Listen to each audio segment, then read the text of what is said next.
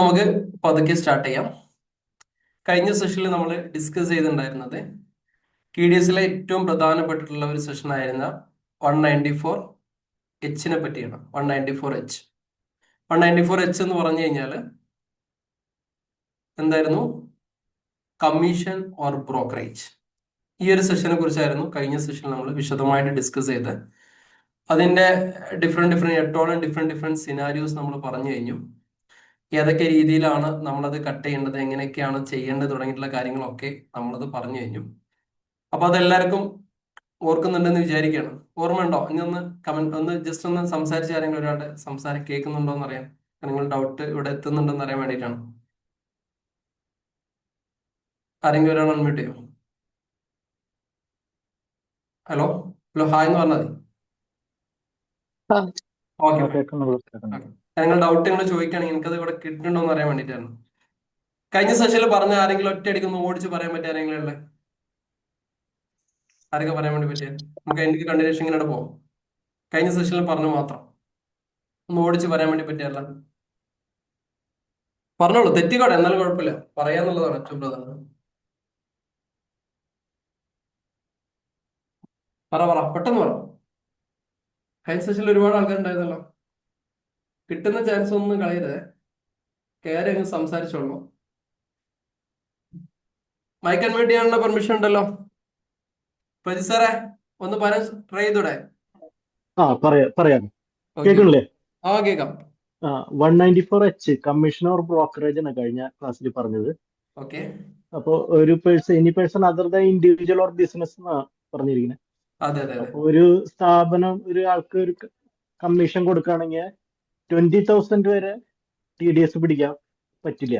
20,000 മീതയ്ക്ക് ആയില്ലെങ്കിൽ per year TDS cut ചെയ്യാം. അതല്ലേ? അങ്ങനെയല്ലേ? അതെ അതെ അതെ അതെ. എത്ര പെർസെന്റേജ് ആണ് പറഞ്ഞത്? അത് റേറ്റ് 2024 സെപ്റ്റംബർ 30 വരെ 5% ആയിരുന്നു. പിന്നെ അത് ഒക്ടോബറിലേക്ക് 2% ആയിട്ട് മാറി. ആ അത് നമ്മൾ ഡിഡക്ഷൻ പറയുന്നത് at time of passing journal entries or passing payment, അതിലേതെങ്കിലും ഒന്നിലും ഡിഡക്ഷൻ ചെയ്യാന്ന് പറഞ്ഞിരിക്കുന്നു. ഏതാണോ ആദ്യം വരുന്നത് ആ സമയത്ത് ഡിഡക്ട് ചെയ്യണം. Journal entry or passing payment. എപ്പോഴാണ് നമ്മൾ പേയ്മെന്റ് കൊടുക്കുന്നത് അല്ലെങ്കിൽ അത് പേ ചെയ്യണം? ഈ മാസത്തെ ആണെങ്കിൽ നെക്സ്റ്റ് മന്ത് 7th ഗവൺമെന്റിലേക്ക് പേ ചെയ്യുന്നത്. ഓക്കെ. പിന്നെ ഫയൽ ചെയ്യുന്നത് ക്വാർട്ടർലി ഫയലിംഗ്. പിന്നെ പറഞ്ഞിരിക്കുന്നത് individual or business up to 1 crore വരെ TDS ഒഴിവാകുന്നല്ലേ. എബൌട്ട് 1 crore ആകുമ്പോൾ TDS പിടിക്കാം അല്ലേ? അതെ അതെ അതെ അതെ. പിന്നെ പ്രൊഫഷൻ ആണെങ്കിൽ 50 lakh വരെ ലിമിറ്റ്. എബവ് 50 ആണെങ്കിൽ TDS പിടിക്കാം. അതന്നെയല്ലേ? ഓക്കെ അല്ലേ? പിന്നെ പറഞ്ഞെങ്കിലും പിന്നെ പാൻ കാർഡ് വിത്തൗട്ട് പാൻ കാർഡിന്റെ കാര്യം പറഞ്ഞു. 2066 AA. Very good. അത് പാൻ കാർഡ് ആക്റ്റീവ് ആണോ ഇൻആക്റ്റീവ് ആണോ എന്ന് നമുക്ക് ചെക്ക് ചെയ്യാൻ പറ്റുന്ന പറഞ്ഞു. ഇൻകം ടാക്സ് സൈറ്റിൽ കയറിയിട്ട് അത് ചെക്ക് ചെയ്ത് നോക്കി. അപ്പോ ആക്റ്റീവ് ആണെന്ന് കാണിച്ചു. പിന്നെ ബട്ട് സം പേരിൽ എന്തോ ചെറിയ മാറ്റം ഉണ്ടെന്ന് കാണിച്ചു. ആക്റ്റീവ് ആണല്ലോ അല്ലേ? ആക്റ്റീവ് ആണ്. Very good. പിന്നെ നമുക്ക് കുറച്ച് എക്സാമ്പിൾ ആണ് പറഞ്ഞിരിക്കുന്നത്. ഒരു 5 എക്സാമ്പിൾ പറഞ്ഞിരുന്നു. ആളുകളുടെ പേര് പറഞ്ഞു. അപ്പൊ ഏറെക്കുറെ ക്ലിയർ ആയി. I think all of are clear. എല്ലാവർക്കും ക്ലിയർ. കഴിഞ്ഞ സെഷനിൽ പറഞ്ഞ കാര്യങ്ങളൊക്കെ എല്ലാവർക്കും ക്ലിയർ ആയി എന്ന് മനസ്സിലാക്കുകയാണ് അല്ലെ? കഴിഞ്ഞ സെഷന്റെ ക്ലാസ്സിൽ എത്ര ആൾക്ക് ഉപകാരപ്പെട്ടു? എത്ര ആൾക്ക് ഒരു പുതിയ ഇൻഫർമേഷൻ ആയിരുന്നു? കൃത്യമായിട്ട് TDS എന്നുള്ള ടോപ്പിക്കിനകത്ത് അത്ര ഡീറ്റെയിൽ ആയിട്ടുള്ള ഒരു ഇൻഫർമേഷൻ കിട്ടിയെന്ന് തോന്നുന്ന ഒന്ന് ജസ്റ്റ് ഒന്ന് കമന്റ് ബോക്സിൽ പറഞ്ഞേ. അങ്ങനെ TDSന്റെ ഇതുപോലെ ഇങ്ങനത്തെ ഒരു ക്ലാസ് കിട്ടിയിട്ടുണ്ടായിരുന്നു ഇതുവരെ? നിങ്ങൾ ഇതുവരെ പോയി പഠിച്ചെടുത്തോ എവിടെയെങ്കിലും? പുതുതായിട്ടാണെങ്കിൽ പുതിയൊരു ഇൻഫർമേഷൻ കിട്ടിയാണെങ്കിൽ ജസ്റ്റ് ടൈപ്പ് ഇൻഫോം എന്നുള്ള ടൈപ്പ് ചെയ്യും. ജസ്റ്റ് പുതുതായിട്ടാണ് പഠിച്ചെങ്കിൽ ഫസ്റ്റ് ടൈം ആണ് ഇങ്ങനെ കിട്ടിയിരിക്കുന്നത്. ഓക്കെ, റഫീഖ് ഭായി ആണ് ഫസ്റ്റ് ടൈം ആണ് കിട്ടിയിരിക്കുന്നത്. ഓക്കെ, പുതിയ ആളുകൾ ഇൻഫോ എല്ലാവർക്കും പുതിയതാണ്. അപ്പൊ നിങ്ങൾ ഒരുപാട് സ്ഥലത്തും ഒരുപാട് സ്ഥാപനങ്ങളൊക്കെ പഠിച്ചിട്ടുണ്ടോ? പക്ഷെ അവിടെ നിന്ന് അഡ്വാൻസ് ലെവലിൽ ഈ സാധനം കിട്ടുക എന്നുള്ളത് നന്നായിരിക്കും. അപ്പൊ അതിന്റെ ഒരു നെക്സ്റ്റ് ലെവലാണ് പറഞ്ഞത്. അപ്പൊ പ്രജി സാർ പറഞ്ഞതിന്റെ മൊത്തം ആകെ തുക ഞാൻ പറയാണ്. Any person other than individual or HUF ഇൻഡിവിജ്വലും HUF അല്ലാത്ത എല്ലാ പേഴ്സണും ആർക്കെങ്കിലും കമ്മീഷൻ കൊടുക്കുന്നുണ്ടെങ്കിൽ 20,000 പെർ ഇയർ പെർ പേഴ്സണ് നിങ്ങൾ കൊടുക്കുന്നുണ്ടെങ്കിൽ എത്ര പെർസെൻറ്റേജ് കട്ട് ചെയ്യണം? എത്ര പെർസെൻറ്റേജ്? 2% കട്ട് ചെയ്യണം. 2%. മുമ്പ് ഇത് എത്രയായിരുന്നു? 5. 5% ആയിരുന്നു കട്ട് ചെയ്തിരുന്നത്. ക്ലിയർ ആയില്ലേ? അതിന് ഡിഫറെന്റ് സിനാരിയോസ് പറഞ്ഞു. ചില ആളുകൾക്ക് പാൻ കാർഡ് ഇല്ലാത്ത ആളുകൾ എടുത്തുനിന്ന് 206AA പ്രകാരം ഹയർ റൈറ്റ്, അതായത് 20% കട്ട് ചെയ്യണം എന്ന് പറഞ്ഞു. പാൻ കാർഡ് ലിങ്ക് ചെയ്യാത്ത ഇനോപ്പറേറ്റീവ് ആയിട്ടുള്ള അക്കൗണ്ടുള്ള ആളുകൾക്ക് 114AA പ്രകാരം എന്ത് ചെയ്യണം? ഹയർ റൈറ്റിൽ 20% തന്നെ കട്ട് ചെയ്യണം എന്ന് പറഞ്ഞു. സെക്ഷൻ 194H പ്രകാരം. ആ ഒരു സെഷൻ വളരെ ക്ലിയർ ആണെന്ന് വിചാരിക്കുകയാണ്. ഇനി നമ്മൾ പഠിക്കാൻ വേണ്ടി പോകുന്ന രണ്ടാമത്തെ പ്രധാനപ്പെട്ട സെഷൻ, ഇതിന് എല്ലാ കേസും പറയുകയാണെങ്കിൽ നിങ്ങൾക്ക് ഇതിനകത്ത് ഒരു ഡൗട്ട് ഉണ്ടായത് ഈ ഒരു സെഷൻ കഴിഞ്ഞതിന് ശേഷം നിങ്ങൾക്ക് വേറെ ആളുകൾക്ക് ക്ലാസ് എടുക്കാൻ പറ്റുന്ന രീതിയിലുള്ള ഒരു ഇൻഫർമേഷൻ ആയിരിക്കും. അതുകൊണ്ട് എല്ലാ കാര്യവും ചെറിയ ചെറിയ പോയിന്റ് ആണെങ്കിലും നോട്ട് ചെയ്ത് ഇങ്ങനെ പോവാം. ഓക്കെ, ഇനി പഠിക്കാൻ വേണ്ടി പോകുന്നത് 194I. ഇതിനകത്ത് പറയുന്നത് TDS ഓൺ റെന്റ്. റെന്റിന്റെ മുകളിലുള്ള TDS എല്ലാ കേസും പഠിക്കണം. ഇതിന്റെ മുകളിൽ നിങ്ങൾക്ക് ഒരു ഡൗട്ട് ഉണ്ടാവാൻ പാടില്ല. ആ രീതിയിലുള്ള സെഷനാണ് ഇനി പറയാൻ വേണ്ടി പോകുന്നത്. റെന്റിന്റെ എല്ലാ തരത്തിലും നിങ്ങൾ കമ്പനിയിൽ വർക്ക് ചെയ്യണം, ഏത് കമ്പനി അല്ലെങ്കിൽ സ്വന്തമായിട്ട് ബിസിനസ് നടത്തുന്ന ആളാണോ, റെന്റിന്റെ TDSനെ കുറിച്ച് പറഞ്ഞു കഴിഞ്ഞാൽ പിന്നെ ഞാൻ അങ്ങോട്ടും ഇങ്ങോട്ടും നോക്കാതെ മറുപടി പറയാൻ പറ്റുന്ന രീതിയിലുള്ള session. Okay, 194I TDS on rent. Okay, അപ്പൊ ഇതിന്റെ ജസ്റ്റ് ഒരു സാധനങ്ങൾ എഴുതി വെക്കാം, ആർക്കൊക്കെയാണ് ഇത് ബാധകമാവുക എന്നുള്ളത്.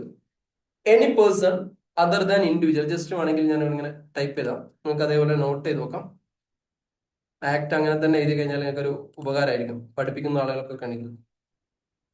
Any person other than individual or HUF,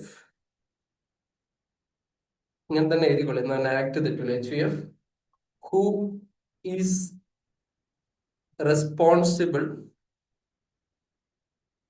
for paying spelling mistake നിങ്ങൾ clear ആയിക്കോളെ, to a resident any income by way of rent is liable to deduct tax at source. ഇതാണ് ഇതിന്റെ ഒരു ആക്ട് പറയുന്നത്. 194 എന്ന് പറയുന്നത് any person other than individual or HUF. ഇതെപ്പോഴും ഈ ഒരു point നിങ്ങൾ ശ്രദ്ധിക്കണേ. Any person other than individual or HUF. ഇതിൽ നമുക്ക് വേറൊരു ക്ലോസിലൂടെയാണ് നമ്മൾ സംസാരിക്കാൻ വേണ്ടി പോകുന്നത്. ഇവരെന്ത് ചെയ്തോളണം? ഇൻകം ടാക്സിൽ ഈ TDSന്റെ ആക്ട് പ്രകാരം ഇവൻ എന്ത് ചെയ്തോളണം? റെന്റ് പിടിച്ചോളണം. ഇനി നമ്മൾ പറഞ്ഞു, ആദ്യം നമ്മൾ ശ്രദ്ധിക്കേണ്ടത് ഏത് തരത്തിലുള്ള എക്സ്പെൻസ് ആണ്. ഇപ്പൊ റെന്റ് ആണ് നമ്മൾ എക്സ്പെൻസ് എന്ന് പറഞ്ഞു. രണ്ടാമത്തത് ഈ സംഭവത്തിന്റെ സീലിംഗ് ലിമിറ്റ് ആണ് പറയുന്നത്. സീലിംഗ് ലിമിറ്റ് 20% അല്ല, നമ്മൾ 20,000 എന്ന് പറഞ്ഞ പോലെ ഇതിന്റെ സീലിംഗ് ലിമിറ്റ്, റെന്റിന്റെ ceiling limit 50,000 per month. 50,000 per month, ഇതാണ് ഇതിന്റെ സീലിംഗ് ലിമിറ്റ്. ഒരു കാര്യം കൂടി ശ്രദ്ധിക്കാം, നമ്മൾ പഴയ ഒരു കമ്പനിയിലാണ് പോയതെങ്കിൽ 31/3/2025 വരെ ഇത് 2,40,000 പെർ ഇയർ ആയിരുന്നു എന്നുള്ള കാര്യം കൂടി ശ്രദ്ധിക്കാം. നമ്മളൊരു കേസ് സ്റ്റഡിയിലും കൂടി ഇത് പറയുന്നുണ്ട്. അതുകൊണ്ട് ഇതിന്റെ സീലിംഗ് ലിമിറ്റ് നന്നായിട്ട് തലയിൽ വെക്കാം. 31/3/2025 വരെ 2,40,000 ആയിരുന്നു ഇതിന്റെ ലിമിറ്റ് എന്ന് പറഞ്ഞിരിക്കുന്നത്. ഇനി ഇതിന്റെ റേറ്റ് ഓഫ് ടാക്സ് എന്ന് പറഞ്ഞിരിക്കുന്നത്, റേറ്റ് ഓഫ് ടാക്സ് എന്ന് പറഞ്ഞത് 2 ടാക്സിലാണ് വരുന്നത്. ഒന്ന് പ്ലാന്റ്, അതുപോലെ നിങ്ങൾക്ക് അധികം വരൂല, അതുകൊണ്ടാണ് എല്ലാം പറഞ്ഞു പോകുന്നതുകൊണ്ട് പറയാണ്. പ്ലാന്റ്, മെഷീനറി, പിന്നെ ലാൻഡ്, equipment. ഇതാണ് ഒരാള് ചെയ്യുന്നതെങ്കിൽ ഇവൻ കട്ട് ചെയ്യേണ്ട എമൗണ്ട് 2% ആണ്. ഓക്കെ, നമുക്ക് നോർമലി നമുക്ക് വരാൻ പോകുന്ന ഏറ്റവും കൂടുതൽ വരുന്ന കേസ് ലാൻഡ്, ബിൽഡിംഗ്. നിങ്ങൾക്ക് എല്ലാ ബിസിനസ്സിനകത്ത് ഈ സാധനം വരും. Furniture and fittings. ഈ സാധനത്തിന് എത്ര വരുന്ന 10% ആണെന്നുള്ള കാര്യം അല്ലെങ്കിൽ ഏറ്റവും ഇമ്പോർട്ടന്റ് ആക്ട്. പിന്നെ ശേഷം നമുക്ക് വിശദമായിട്ട് സംസാരിക്കാം. ഇത് എപ്പോഴാണ് ഡിഡക്ട് ചെയ്യേണ്ട സമയം ഒന്നും കൂടി പറയാം. ഡിഡക്ട് ചെയ്യുന്ന സമയം കഴിഞ്ഞ സെഷനിൽ നമ്മൾ പറഞ്ഞതാണ്. At the time of passing journal, എപ്പോഴാണോ ജേർണൽ എൻട്രി പാസ് ചെയ്യണത്, or at the time of payment. ഇതാണ് ഏറ്റവും പ്രധാനപ്പെട്ട ഈ ഒരു സെഷൻ നമ്മൾ ആദ്യം പഠിക്കേണ്ട കാര്യം. ഇത് ആക്ട് ആണ്. ആക്ട് ഞാൻ ഇങ്ങനെ തന്നെ എഴുതിയേക്കാണ്, ഇതിനകത്ത് ഇങ്ങനെ കൺഫ്യൂഷൻ വരാതിരിക്കാൻ വേണ്ടിയിട്ട്. 194 പ്രകാരം റെന്റ്, ഇവിടെ any person other than individual or HUF എന്ന് പറഞ്ഞിട്ടുണ്ട്. ഈ രണ്ട് കേസ് നമ്മൾ മാറ്റി വെക്കാം, അത് നമുക്ക് ലാസ്റ്റ് സെഷനിൽ പറയാം. ഹൂ ഈസ്, അപ്പം ഈ രണ്ടല്ലാത്ത എല്ലാ ആളുകളും, എല്ലാ ബിസിനസ് റൺ ചെയ്യുന്ന, എല്ലാ കമ്പനി റൺ ചെയ്യുന്ന, LLP ആവട്ടെ പാർട്ണർഷിപ്പ് ആവട്ടെ, എല്ലാ കമ്പനികളും അവര് ഒരു റെന്റ് എന്ന് പറഞ്ഞിട്ടുള്ള ഒരു സംഭവം നമ്മൾ എടുക്കുന്നുണ്ടെങ്കിൽ, മിക്കവാറും ഞാനൊരു ബിസിനസ് ആണെങ്കിൽ മിക്കവാറും റെന്റ് ആയിരിക്കും, വാടകക്ക് ആയിരിക്കും നമ്മൾ നിൽക്കുന്നുണ്ടാവുക. നല്ലൊരു ശതമാനം ആളുകളും വാടകയ്ക്ക് തന്നെയായിരിക്കും നിൽക്കുന്നുണ്ടാവുക. ആ നിൽക്കുന്ന ആ ആള് വാടക കൊടുക്കുമ്പോൾ അയാളെ കയ്യിൽ നിന്ന് നിർബന്ധമായിട്ടും TDS കട്ട് ചെയ്യണം. ആ കട്ട് ചെയ്യേണ്ട എമൗണ്ട് എന്ന് പറയുന്നത് 10% ആണ് എന്ന് മനസ്സിലാക്കി. ഈ പ്ലാന്റ്, മെഷീനറി, എക്യുപ്മെന്റ് ഒക്കെ വല്ലപ്പോഴേ നിങ്ങൾക്ക് വരുള്ളൂ. ഈ ശരിക്കും ഈ പവർ ടൂൾസ് ഒക്കെ വെക്കുന്ന അവിടെ ഈ ഒരു കേസിൽ മാത്രമാണ് ഇത് വരിക. ബാക്കി നോർമലി നമ്മളെ പോലുള്ള ആളുകൾക്ക് ബിസിനസ്സിൽ ഏറ്റവും കൂടുതൽ സാധനം ഉണ്ടാകുന്ന ഈ പറഞ്ഞ ലാൻഡ്, ബിൽഡിംഗ്, ഫർണിച്ചർ 10%. ഇതെല്ലാ ബിസിനസ്സിനകത്തും ഉണ്ടാവും. 90% ബിസിനസ്സിനകത്തും ഈ ഒരു സംഭവം ഉണ്ടാവും. ഓൺ ബിൽഡിങ്ങും കാര്യങ്ങളുള്ള സ്ഥാപനങ്ങൾ വളരെ കുറവായിരിക്കും. ഇനി അങ്ങനെ ആണെങ്കിൽ തന്നെ അവർക്ക് ഗോഡൗണോ മറ്റുള്ള കാര്യങ്ങളൊക്കെ റെന്റിനായിരിക്കും നിൽക്കുന്നുണ്ടാവുക. അവർക്ക് ഈ സാധനങ്ങൾ നന്നായിട്ട് ബാധിക്കാൻ ചാൻസ് ഉണ്ട്. അപ്പൊ ഇതിന്റെ സീലിംഗ് ലിമിറ്റ് എന്ന് പറഞ്ഞത് 50,000 per month per person. 50,000 per month per person. 31/3/2000, അതായത് കഴിഞ്ഞ മാർച്ച് വരെ ഇത് 2,40,000 രൂപയായിരുന്നു പെർ ഇയർ. നല്ലോണം ശ്രദ്ധിക്കണേ, അത് പെർ ഇയർ ആണ്. ഇപ്പൊ ലിമിറ്റ് എങ്ങനെയാണ്? പെർ മന്ത് ആണ്. ക്ലിയർ ആയോ? സെറ്റ് അല്ലേ? ഇനി ഞാനൊരു എക്സാമ്പിൾ സഹിതം പറഞ്ഞുതരാം. ഓക്കെ, ഇനി ഞാൻ എക്സാമ്പിൾ സഹിതം പറഞ്ഞുതരാം. സ്ക്രീൻ കാണുന്നുണ്ടല്ലോ അല്ലെ? ഇപ്പൊ ഞാൻ യൂനിസ് എന്ന് പറഞ്ഞ ഒരു വ്യക്തി, ഓക്കെ, യൂനിസ് എന്ന് പറഞ്ഞ ഒരു വ്യക്തി, ഞാന് ഒരു കമ്പനിയിൽ വർക്ക് ചെയ്യാണ്. ഞാൻ ആ കമ്പനിയുടെ അക്കൗണ്ടന്റ് ആണ് എന്ന് വിചാരിക്കാം. ആ കമ്പനിയുടെ പേര് ABC എന്നുള്ളതാണ്. ഞാൻ വർക്ക് ചെയ്യുന്ന കമ്പനിയുടെ പേര് ABC എന്ന് പറഞ്ഞ കമ്പനി നിൽക്കുന്നത് XYZ എന്ന് പറഞ്ഞ ടീമിന്റെ അല്ലെങ്കിൽ XYZ എന്ന് പറഞ്ഞ കമ്പനിയുടെ പ്രോപ്പർട്ടിയിലാണ് നിൽക്കുന്നത്. നമ്മൾ ഒരു മാസം കഴിയുമ്പോഴേക്ക് എന്ത് ചെയ്യണം? XYZ-ന് വാടക കൊടുക്കണം. ഇയാളാണ് ബിൽഡിന്റെ ഓണർ. അങ്ങനെ ലാൻഡിന്റെ ഓണർ എന്നൊക്കെ പറയും. ഇയാളാണ് ബിൽഡിങ്ങിന്റെ ഓണർ. ബിൽഡിംഗ് ഓണർ നോക്കല്ലേ, ഇയാൾ ഇതിന്റെ ബിൽഡിംഗ് ഓണർ ആണ്. ഇയാളാണ്, നമ്മളാണ് അവിടുത്തെ റെന്റ് പേ ചെയ്യുന്ന ആള്. നമ്മൾ അവിടുത്തെ യൂണിസ് എന്ന് പറഞ്ഞാൽ ഞാൻ അവിടുത്തെ അക്കൗണ്ടന്റ് ആണ് എന്ന് വിചാരിക്കാം. ഞാൻ അവിടുത്തെ അക്കൗണ്ടന്റ് ആണെന്ന് വിചാരിച്ചോളി. ഓക്കെ ഓക്കെ ഇവർക്ക് കൊടുക്കേണ്ട എമൗണ്ട് എന്ന് പറയുന്നത്, ഇവർക്ക് കൊടുക്കേണ്ട എമൗണ്ട് ഒരു മാസം കൊടുക്കേണ്ടത് 60,000 രൂപയാണ് എന്ന് വിചാരിച്ചോളൂ. ഞാൻ ഇവർക്ക് റെന്റ് കൊടുക്കേണ്ടത് 60,000 രൂപയാണ് എല്ലാ മാസവും XYZ എന്ന് പറഞ്ഞ കമ്പനിക്ക് റെന്റ് ഞാൻ കൊടുക്കേണ്ടത്.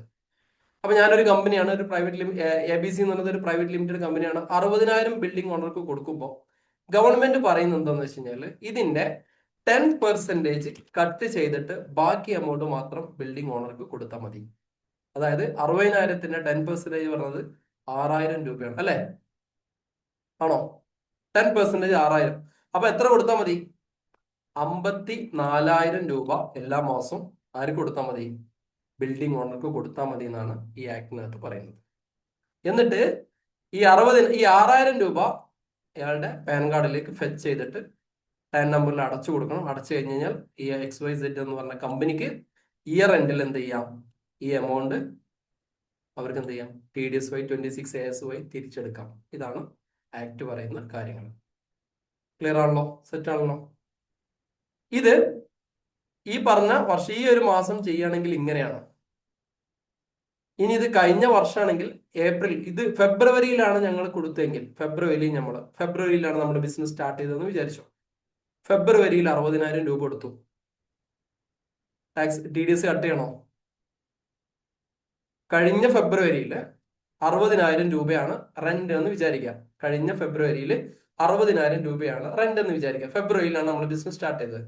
നമ്മൾ റെന്റിന് പേ ചെയ്യണോ? വേണ്ട. എന്തുകൊണ്ടാ? അവിടെ സീലിംഗ് ലിമിറ്റ് എത്ര? 2,40,000. കാരണം 60,000 രൂപ ആയിട്ടുള്ളൂ, അടക്കേണ്ട ആവശ്യമില്ല. മാർച്ചിൽ നമ്മൾ 60,000 രൂപ വീണ്ടും ചെയ്തു. അപ്പൊ ടോട്ടൽ എമൗണ്ട് എത്ര ആയിട്ടുള്ളൂ? 120 ആയിട്ടുള്ളൂ. അതുകൊണ്ട് ആ വർഷം നമ്മൾ എന്ത് ചെയ്യണ്ട? TDS കട്ട് ചെയ്യണ്ട. എന്നാൽ ഇതേ എമൗണ്ട് ഏപ്രിൽ വന്നു കഴിഞ്ഞാൽ TDS പിടിക്കണം. അപ്പോഴേക്ക് റൂള് മാറി. ഇങ്ങനെ അനലൈസ് ചെയ്യണേ.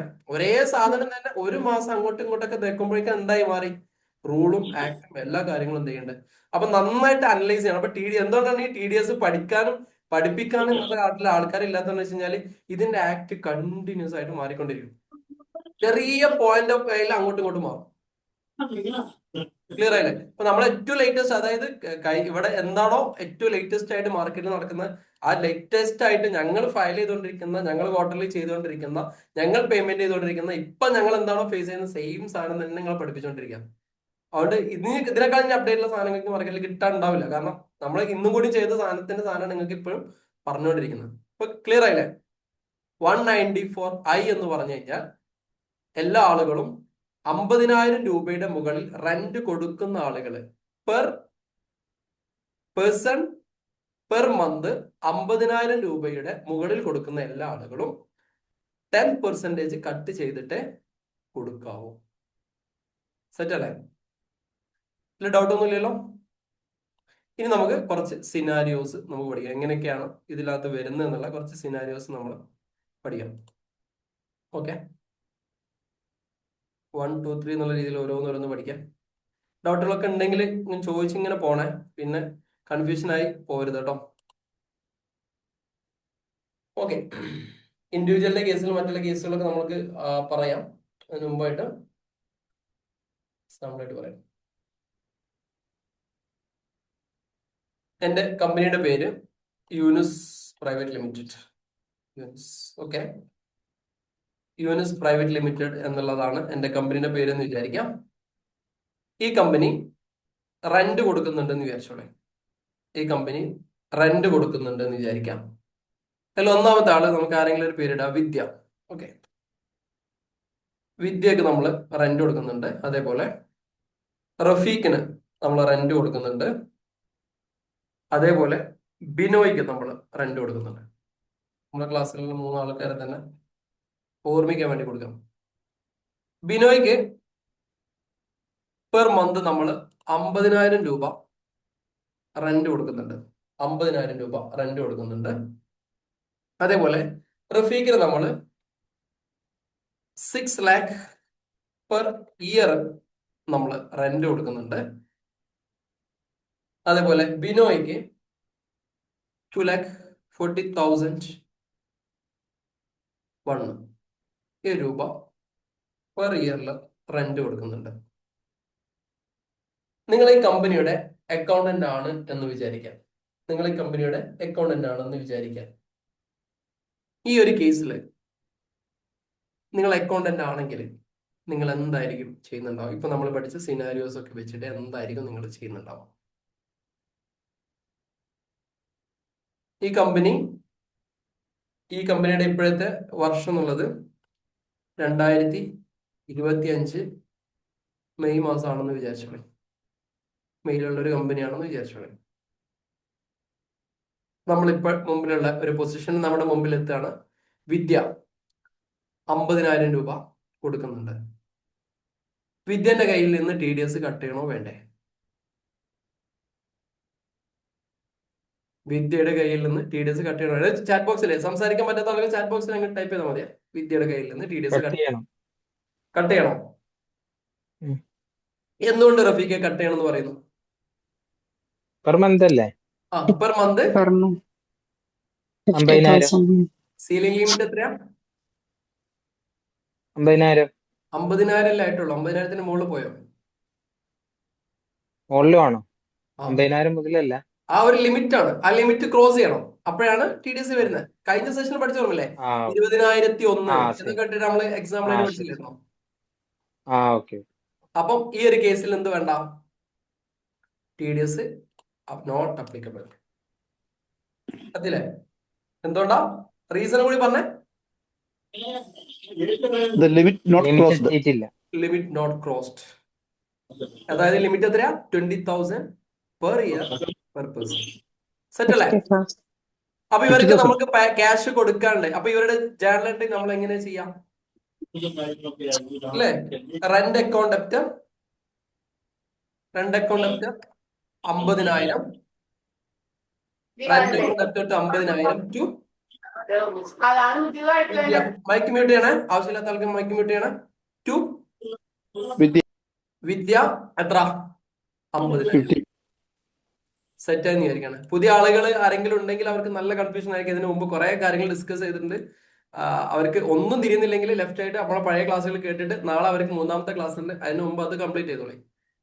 പുതിയ ആളുകൾ കൺഫ്യൂഷൻ ആണെങ്കിൽ, ഇല്ലെങ്കിൽ കുറച്ചുകൂടി കഴിഞ്ഞാൽ മനസ്സിലാവുമായിരിക്കും, കുഴപ്പമില്ല. ഓക്കെ, രണ്ടാമത്തെ case Rafeeq 6 lakh per year. 6 lakh per year വേണ്ട. Not applicable. നോട്ട് അപ്ലിക്കബിൾ എന്ന് പറയുന്നത് എന്തുകൊണ്ടാ? Per month. 50,000. Per month 50,000 Not വരുള്ളൂ. close to 50,000. 6 lakh per year എന്ന് പറയുമ്പോൾ നമുക്കൊരു അസ്യൂം ചെയ്യല്ലേ, ഒരു 50,000 രൂപയായിരിക്കും അത് പെർ മന്ത് അല്ലേ? 50,000 into 12 എത്രയാ? എത്രയാ? 50,000 into 12 എത്രയാ? 6 lakh. 6 lakh അല്ലേ? അപ്പോഴെന്ത് ചെയ്തിട്ടില്ല? Not crossed the limit. Limit cross ചെയ്തില്ല. ക്ലിയർ ആയില്ലേ? നമ്മൾ അസ്യൂം ചെയ്യണം. അപ്പൊ എങ്ങനെയായിരിക്കും ഇവര് ചെയ്യുന്നുണ്ടാവുക? റെന്റ് അക്കൗണ്ട് ഡെപ്റ്റ് തിരിയുന്നുണ്ടല്ലോ അല്ലെ? കുറെ ചെയ്യുന്നില്ലല്ലോ. ഇത് ഈ ടോപ്പിക് ആകുമ്പോ ഇങ്ങനെ ആയിരിക്കും വരിക കേട്ടോ. 6 lakh ടു ഈ സാധനം ആണ് വരിക. ഓക്കെ, പെർ മന്ത് ആണെങ്കിൽ 50,000 അടിച്ചിട്ട് ലാസ്റ്റ് നോക്കുമ്പോൾ ടോട്ടൽ 6 lakhലേക്ക് നമ്മൾ എത്തും. ഈ ബിനോയുടെ കേസിലോ വേണ്ട. എന്തുകൊണ്ട് വേണ്ട? 2 lakh 2 ഇവിടെ lakh 40,000. 40,000 പെർ ഇയർ എന്നുള്ള രീതിയിലാണ് ഇവിടെ വരുന്നത്. സെറ്റാണല്ലോ? Yes. നിങ്ങൾക്ക് ഇത് അറിയുന്ന പോലെ ഒറ്റ മിനിറ്റ് കൊണ്ട് അങ്ങ് എഴുതിപ്പോയെ. ഒറ്റ മിനിറ്റ് കൊണ്ട് ഈ സാധനം ഒന്ന് എഴുതിപ്പോയ നോട്ടിൽ അറിയുന്ന രീതിയിൽ അങ്ങോട്ട് എഴുതിയാൽ മതി.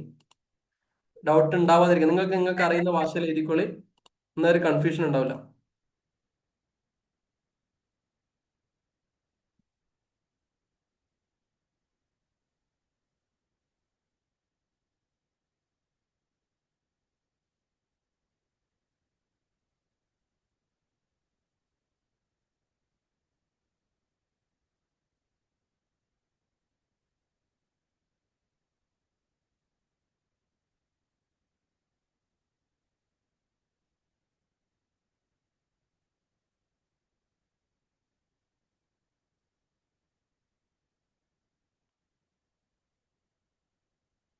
ഓക്കെ, ഇനി നമുക്ക് രണ്ടാമത്തെ സിനാരിയോ ഒന്ന് പഠിക്കാം.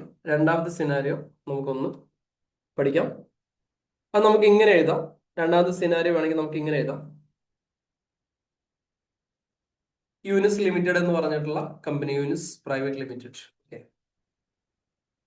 യൂനിസ് പ്രൈവറ്റ് ലിമിറ്റഡിന്റെ കമ്പനി. നിങ്ങൾ ഈ കമ്പനിയുടെ അക്കൗണ്ടന്റ് ആണ് എന്ന് തന്നെ വിചാരിച്ചോളൂ. നേരത്തെ പറഞ്ഞ അതേ കേസ് എടുക്കാം, വിദ്യ. ഓക്കെ, വിദ്യന്റെ കേസിൽ വിദ്യന്റെ amount 60,000 per month. 60,000 per month.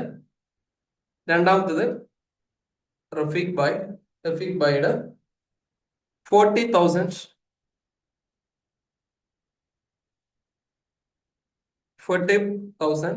Per month.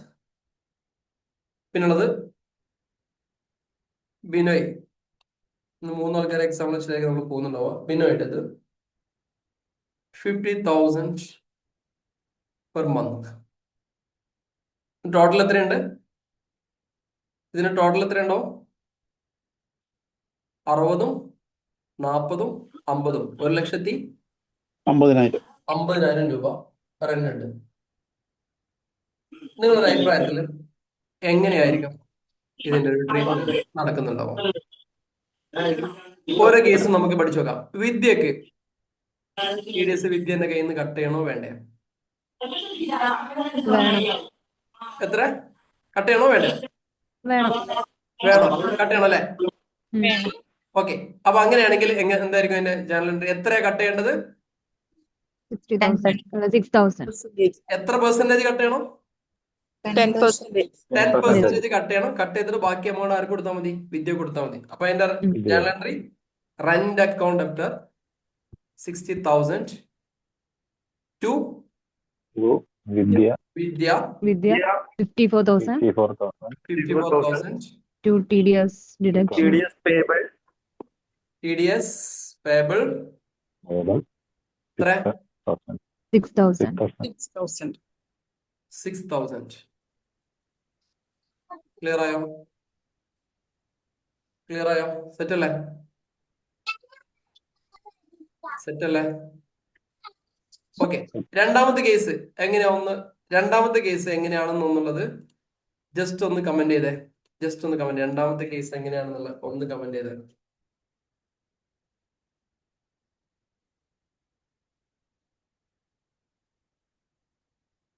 രണ്ടാമത്തെ കേസ് എങ്ങനെയാണെന്നുള്ള ഒന്ന് കമന്റ് ചെയ്യാം.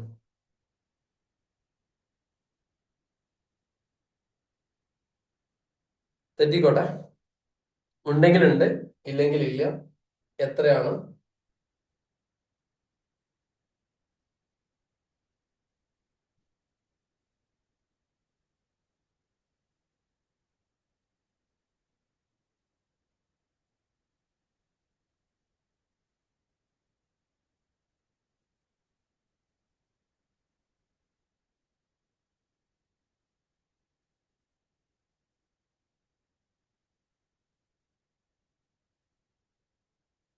കട്ട് ചെയ്യണ്ടെന്നാണ് പറയുന്നത്.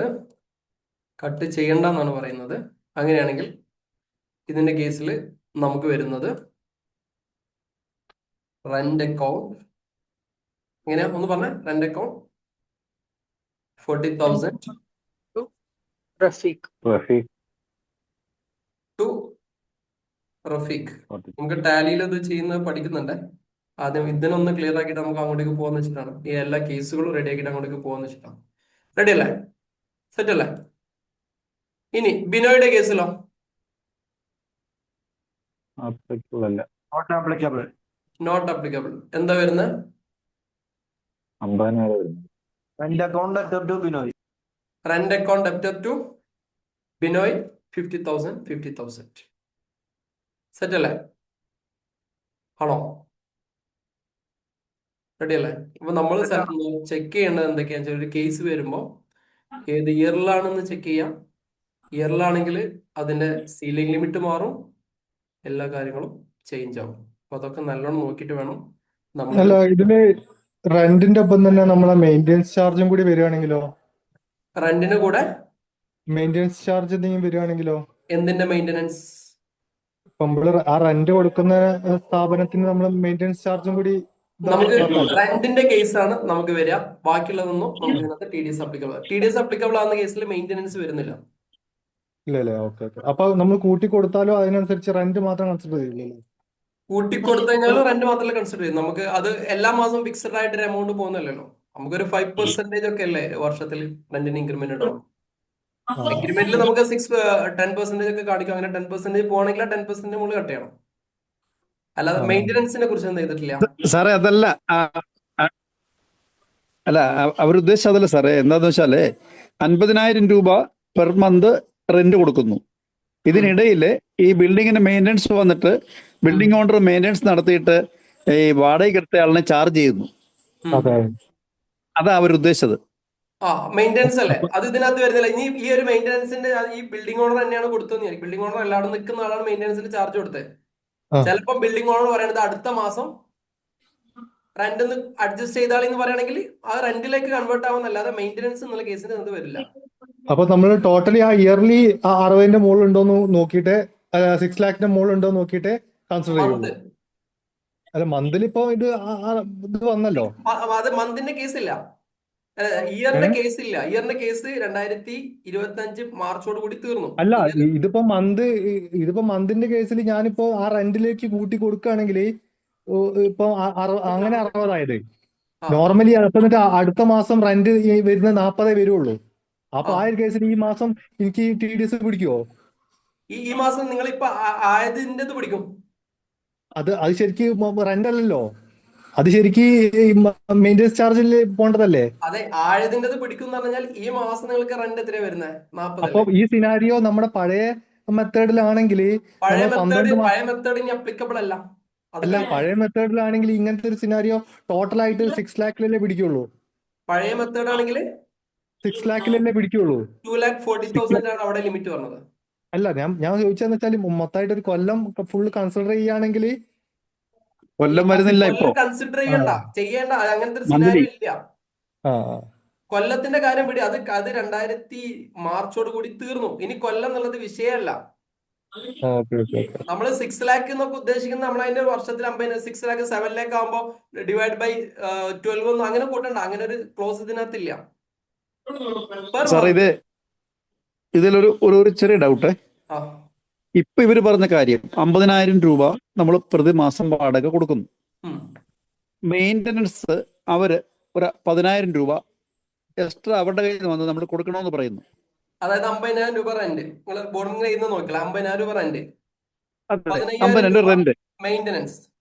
മെയിൻ്റനൻസ്. അപ്പോ ഇതല്ലേ 65,000 കൊടുക്കണം എന്നുള്ളതാണ്. അപ്പോൾ ടാക്സ് TDS കട്ട് ചെയ്യേണ്ടതെന്നാണ് ഇവരുടെ ചോദ്യം. പക്ഷേ അതായത് ടോട്ടലി ഞാൻ 65,000 ആണ് നമ്മൾ ഈ ആൾക്ക് കൊടുത്തത്. അതെ നമുക്ക് അപ്പോ ഇപ്പോൾ ആവശ്യം, നമുക്ക് റെന്റ് എത്രയാണ് അപ്ലിക്കബിൾ ആവുന്നത്? 50,000 ഉള്ളൂ. ഈ 50,000 രൂപയാണെങ്കിൽ ഇവിടെ TDS കട്ട് ചെയ്യണ്ട. വരില്ല. ബാക്കിയുള്ളത് ഈ പറയുന്ന ബാക്കിയുള്ളത് 15,000 രൂപ ഇവർ പറയാണ് അടുത്ത മാസത്തേക്ക് ചെയ്തോളി എന്ന് പറഞ്ഞു.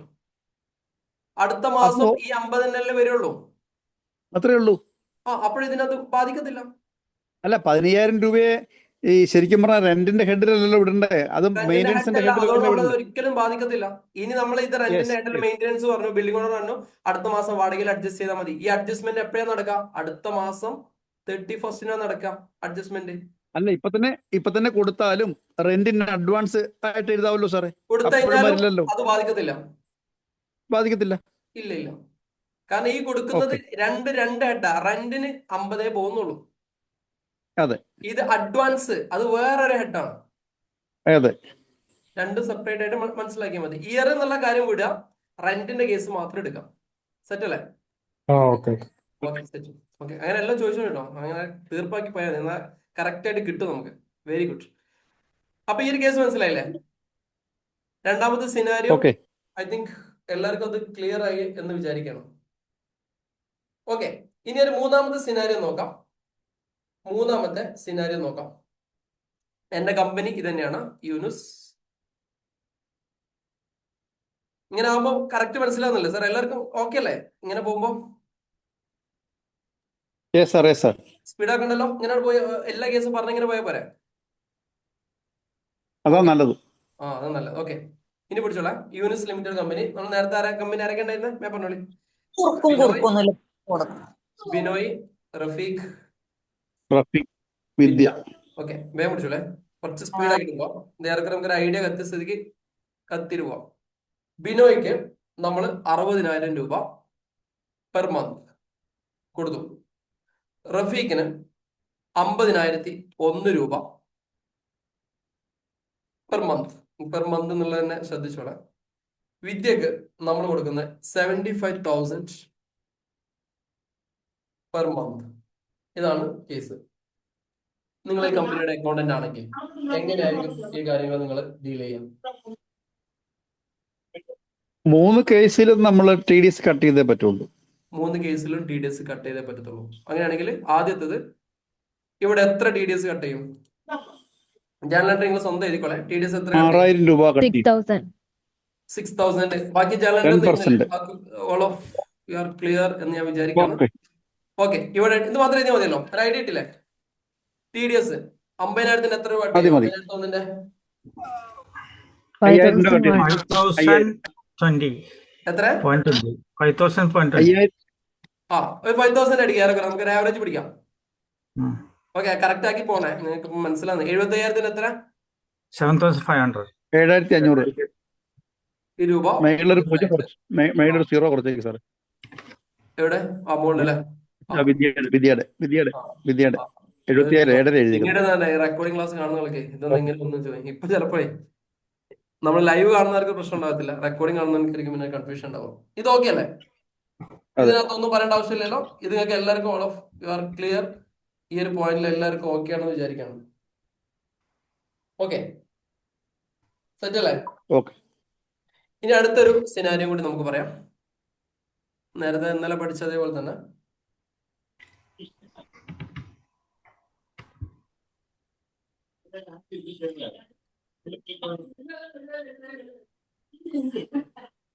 ഈ സിനാരിയോയിലൊക്കെ തന്നെ നമുക്ക് ചെറിയൊരു എക്സാമ്പിൾ കൂടി ഇടാം.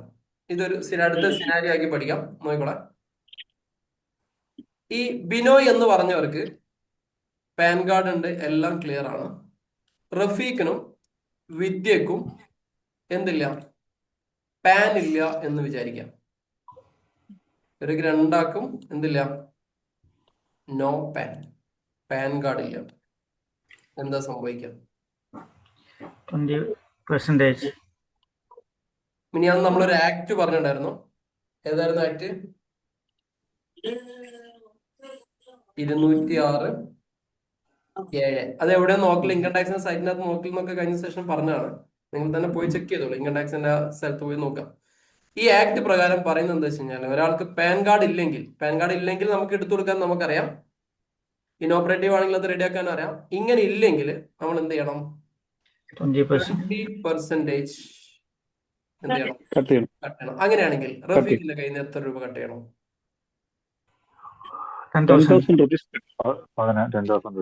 ആ, ഇതിന് കൂടെ എന്ത് ചെയ്യണം? 5,000 കൂടി ആഡ് ചെയ്തിട്ട് എത്ര കട്ട് ചെയ്യണം? 10,000 കട്ട് ചെയ്യണം. ഇവിടെയോ 15,000 രൂപ കട്ട് ചെയ്യണം. അപ്പൊ എത്രേ കിട്ടുള്ളൂ? 75,000 രൂപ കിട്ടേണ്ടവనికి എത്രേ കിട്ടത്തുള്ളൂ?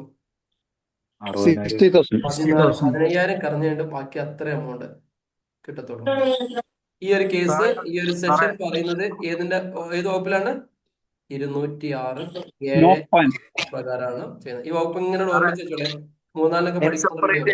സെപ്പറേറ്റ് ജേണൽ എൻട്രി പാസ് ചെയ്യേണ്ടി വരും അല്ലേ? ആ, സെപ്പറേറ്റ് ജേണൽ എൻട്രി പാസ് ചെയ്യണം. റെഡി അല്ലേ? 206 എല്ലാം സെപ്പറേറ്റ് ചെയ്ത് നിങ്ങൾക്ക് കണ്ടെത്താൻ ഭയങ്കര ഈസി ആയിരിക്കും. സെറ്റ്, ക്ലിയർ ആയില്ലേ?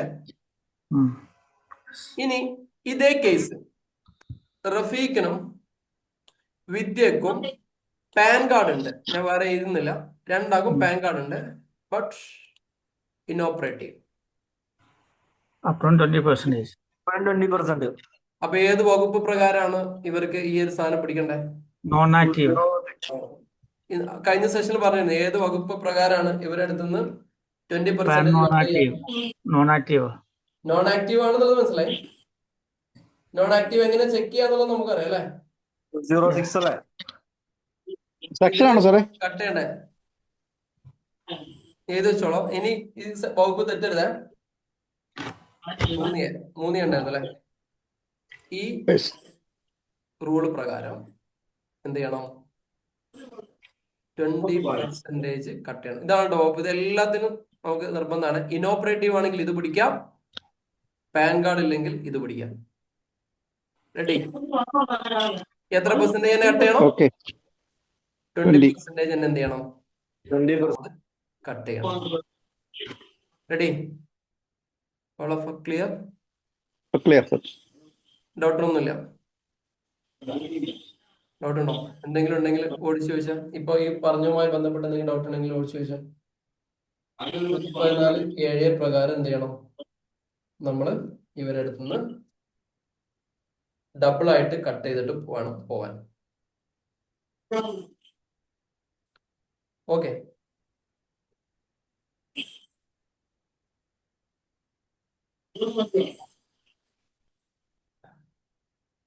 ആരാടാ സ്ക്രീനിൽ വരയ്ക്കുന്നത്? സ്ക്രീനിൽ വരയ്ക്കല്ലേ? ഇതിൽ എന്തെങ്കിലും ഇപ്പൊ ഉള്ളതിൽ എന്തെങ്കിലും ഡൗട്ട് ഉണ്ടോ? ചോദിക്കും ഇപ്പോൾ ഉള്ളതിൽ എന്തെങ്കിലും ഡൗട്ട് ഉണ്ടോ? എപ്പോഴാണ് റെഡി ആവുക? എങ്ങനെ? ആപ്പ് അല്ല, ഇതിൽ TDS എന്തെങ്കിലും ഡൗട്ട് ഉണ്ടോ? ഇല്ല ഇല്ല. പുതിയ ആളാണോ ഈ റാണി ചോദിച്ചേക്കുന്നത്? പുതിയ ആളാണ്. അതെ അതെ. എന്ന് ജോയിൻ ചെയ്താ? ഒരു 3 മാസമായി. അത് ഇതുവരെയുള്ള ബാക്കിയുള്ള വീഡിയോസ് ഒക്കെ കണ്ടു കഴിഞ്ഞോ? ഇല്ലല്ലോ, ഗ്രൂപ്പിനകത്ത് ഫസ്റ്റത്തെ വീഡിയോസ് ഒക്കെ കണ്ടു കഴിഞ്ഞോ? കണ്ടിരുന്നു. ഈ TDSന്റെ മാത്രമാണോ പെൻഡിങ് ഉള്ളത്? GST നിങ്ങൾ ഗ്രൂപ്പിനകത്തുണ്ടോ? ഈ ഗ്രൂപ്പിനകത്തുണ്ടോ? ഉണ്ട്. ഗ്രൂപ്പിനകത്തുള്ള മെസ്സേജ് ശ്രദ്ധിച്ചിരുന്നോ? ശ്രദ്ധിച്ചിരുന്നു. അതിനകത്ത് എന്തെങ്കിലും പറഞ്ഞിട്ടുണ്ടായിരുന്നോ ഞങ്ങള്? കുറച്ച് ദിവസം പിടിക്കുന്നു പറഞ്ഞിരുന്നു. Okay, it will take time. കുറച്ച് ചെറിയൊരു പേഷ്യൻസ് കാണിക്കും, നമ്മൾ റെഡി ആക്കാം. നമ്മൾ എല്ലാ ഇത് എഫേർട്ട് എടുത്ത് നമ്മൾ ചെയ്യാൻ ശ്രമിക്കുന്നുണ്ട്. പക്ഷെ ഗൂഗിളിന്റെ റിവ്യൂസിന് വേണ്ടി വെയിറ്റ് ചെയ്യുക. ഗൂഗിൾ ആ റിവ്യൂ ചെയ്ത് കഴിഞ്ഞ ഉടനെ തന്നെ, കഴിഞ്ഞ ദിവസമൊക്കെ റിവ്യൂ നോക്കാൻ വേണ്ടി പറഞ്ഞു, അതായത് ഒന്നുകൂടി പോസിറ്റീവായിട്ട് കയറാൻ വേണ്ടിയിട്ട് അവിടെ ആ റിവ്യൂസിന് വേണ്ടി വെയിറ്റ് ചെയ്യണം. ആ റിവ്യൂസ് എപ്പോഴാണ് റെഡി ആവുന്നത് ആ ഒരു മൊമെന്റിൽ നിങ്ങളുടെ അക്കൗണ്ട് കാര്യങ്ങൾ റെഡി ആവും. അതുവരെ ജസ്റ്റ് ഒന്ന് വെയിറ്റ് ചെയ്യും. ഇങ്ങനെ എന്തെങ്കിലും വീഡിയോ ആണ് കാണുന്നതെങ്കിൽ അതിന്റെ പ്രൈവറ്റ് ലിങ്ക് ഞാൻ ഇട്ട് തരാം. പേഴ്സണലി കോൺടാക്ട് ചെയ്ത് കഴിഞ്ഞാൽ ഏത് വീഡിയോ എന്ന് പറഞ്ഞാൽ വീഡിയോന് ലിങ്ക് അയച്ചു തരാം.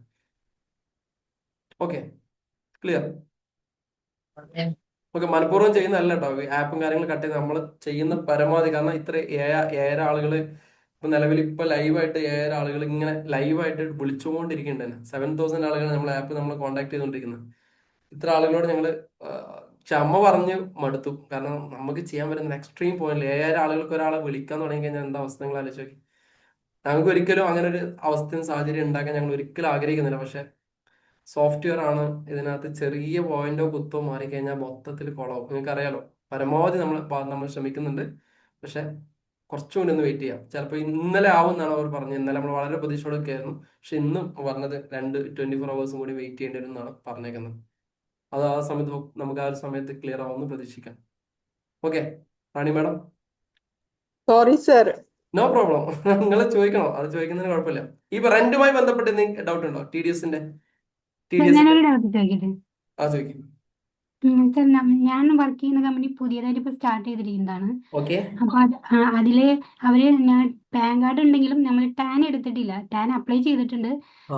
റെന്റ് വരുന്നത് 1,10,000 ആണ് പെർ മന്ത്. അപ്പൊ അത് പെർ മന്ത്. അപ്പൊ അതെങ്ങനെയാണ് ചെയ്യാ നമ്മൾ? എങ്ങനെ പറഞ്ഞോട്ടാണ് ബിനോയ് സാറാ? സാർ അതൊന്ന് പറഞ്ഞോടുക്കി. ഇപ്പൊ പറഞ്ഞ കേസിന് മറുപടി നിങ്ങൾ പഠിച്ചതില്. ഇത് ടാന് എടുക്കാതിരിക്കുക എന്ന് പറയുമ്പോൾ തന്നെ പെനാൽറ്റി വരുമല്ലോ. ഒന്ന് പെനാൽറ്റി വരും. തുടങ്ങിയിട്ടുള്ളൂ, അവർ ജസ്റ്റ് സ്റ്റാർട്ടഡ് ചെയ്തിട്ടുള്ളൂ. അപ്പൊ അതെന്തായാലും പെട്ടെന്ന് റെഡിയാവും. 2 ദിവസം കൊണ്ട് റെഡിയാവും എന്ന് വിചാരിച്ചോളി. ഇനി അവരെടുക്കുന്ന റെന്റിന്റെ കേസ് ഒന്ന് പറഞ്ഞോടുക്കുക. അതിന് എത്ര അടക്കണം, എങ്ങനെ ചെയ്യണം എന്നുള്ളത്. റെന്റിന്റെ കേസില് അവര് ഈ പറയുന്ന ആർക്കാണോ നിങ്ങൾ റെന്റ് കൊടുക്കുന്നത് അവർക്ക് പാൻ ഉണ്ടോ എന്ന് അന്വേഷിക്കുക.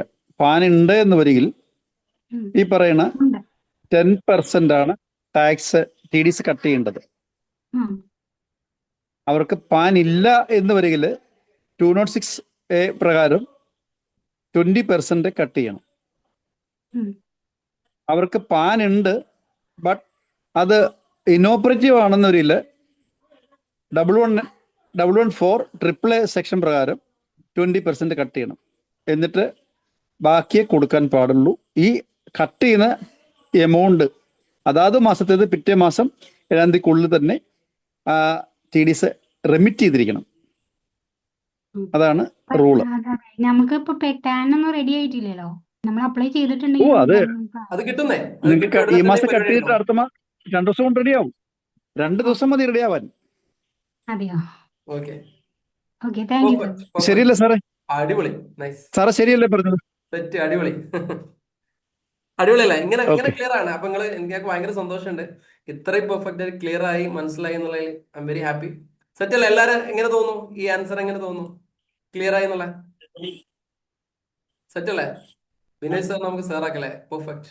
Okay, very good. എല്ലാവരും ടൈപ്പ് ചെയ്യും. നിങ്ങളൊരു ആവശ്യം കാണിക്കേ, കുഴപ്പമില്ല, നമുക്ക് അടിപൊളിയായിട്ട് മുന്നോട്ട് പോകത്തുള്ളൂ. Okay, very good. ഇനി നമ്മൾ അടുത്തൊരു കേസിലേക്ക്, ഇതുമായി ബന്ധപ്പെട്ട അടുത്തൊരു കേസിലേക്ക് പോവാണ്.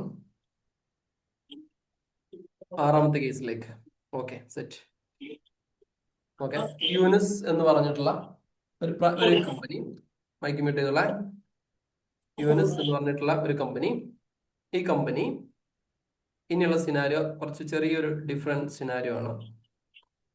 ഇവിടെ ബിനോയ് മൈക്ക് മിട്ടിയതുള്ള പശ്ചാത്തല ആൾക്കാര് ബിനോയ് എന്ന് പറഞ്ഞ ഒരു വ്യക്തി ഉണ്ടെന്ന് വിചാരിക്കാം. ബിനോയ്, ഇവർക്ക് നമ്മൾ കൊടുക്കുന്ന റെന്റ്, അതാണ് വിഷയം.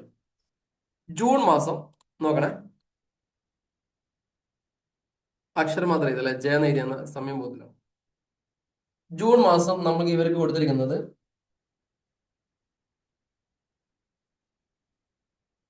എന്ന് വെച്ചു. ഇതേപോലെ ജൂലൈയിൽ ഈ ഒരു എമൗണ്ട് കൊടുത്തു, ജൂലൈയിൽ ഇത് കൊടുത്തു, ഓഗസ്റ്റിൽ ഇത് കൊടുത്തു,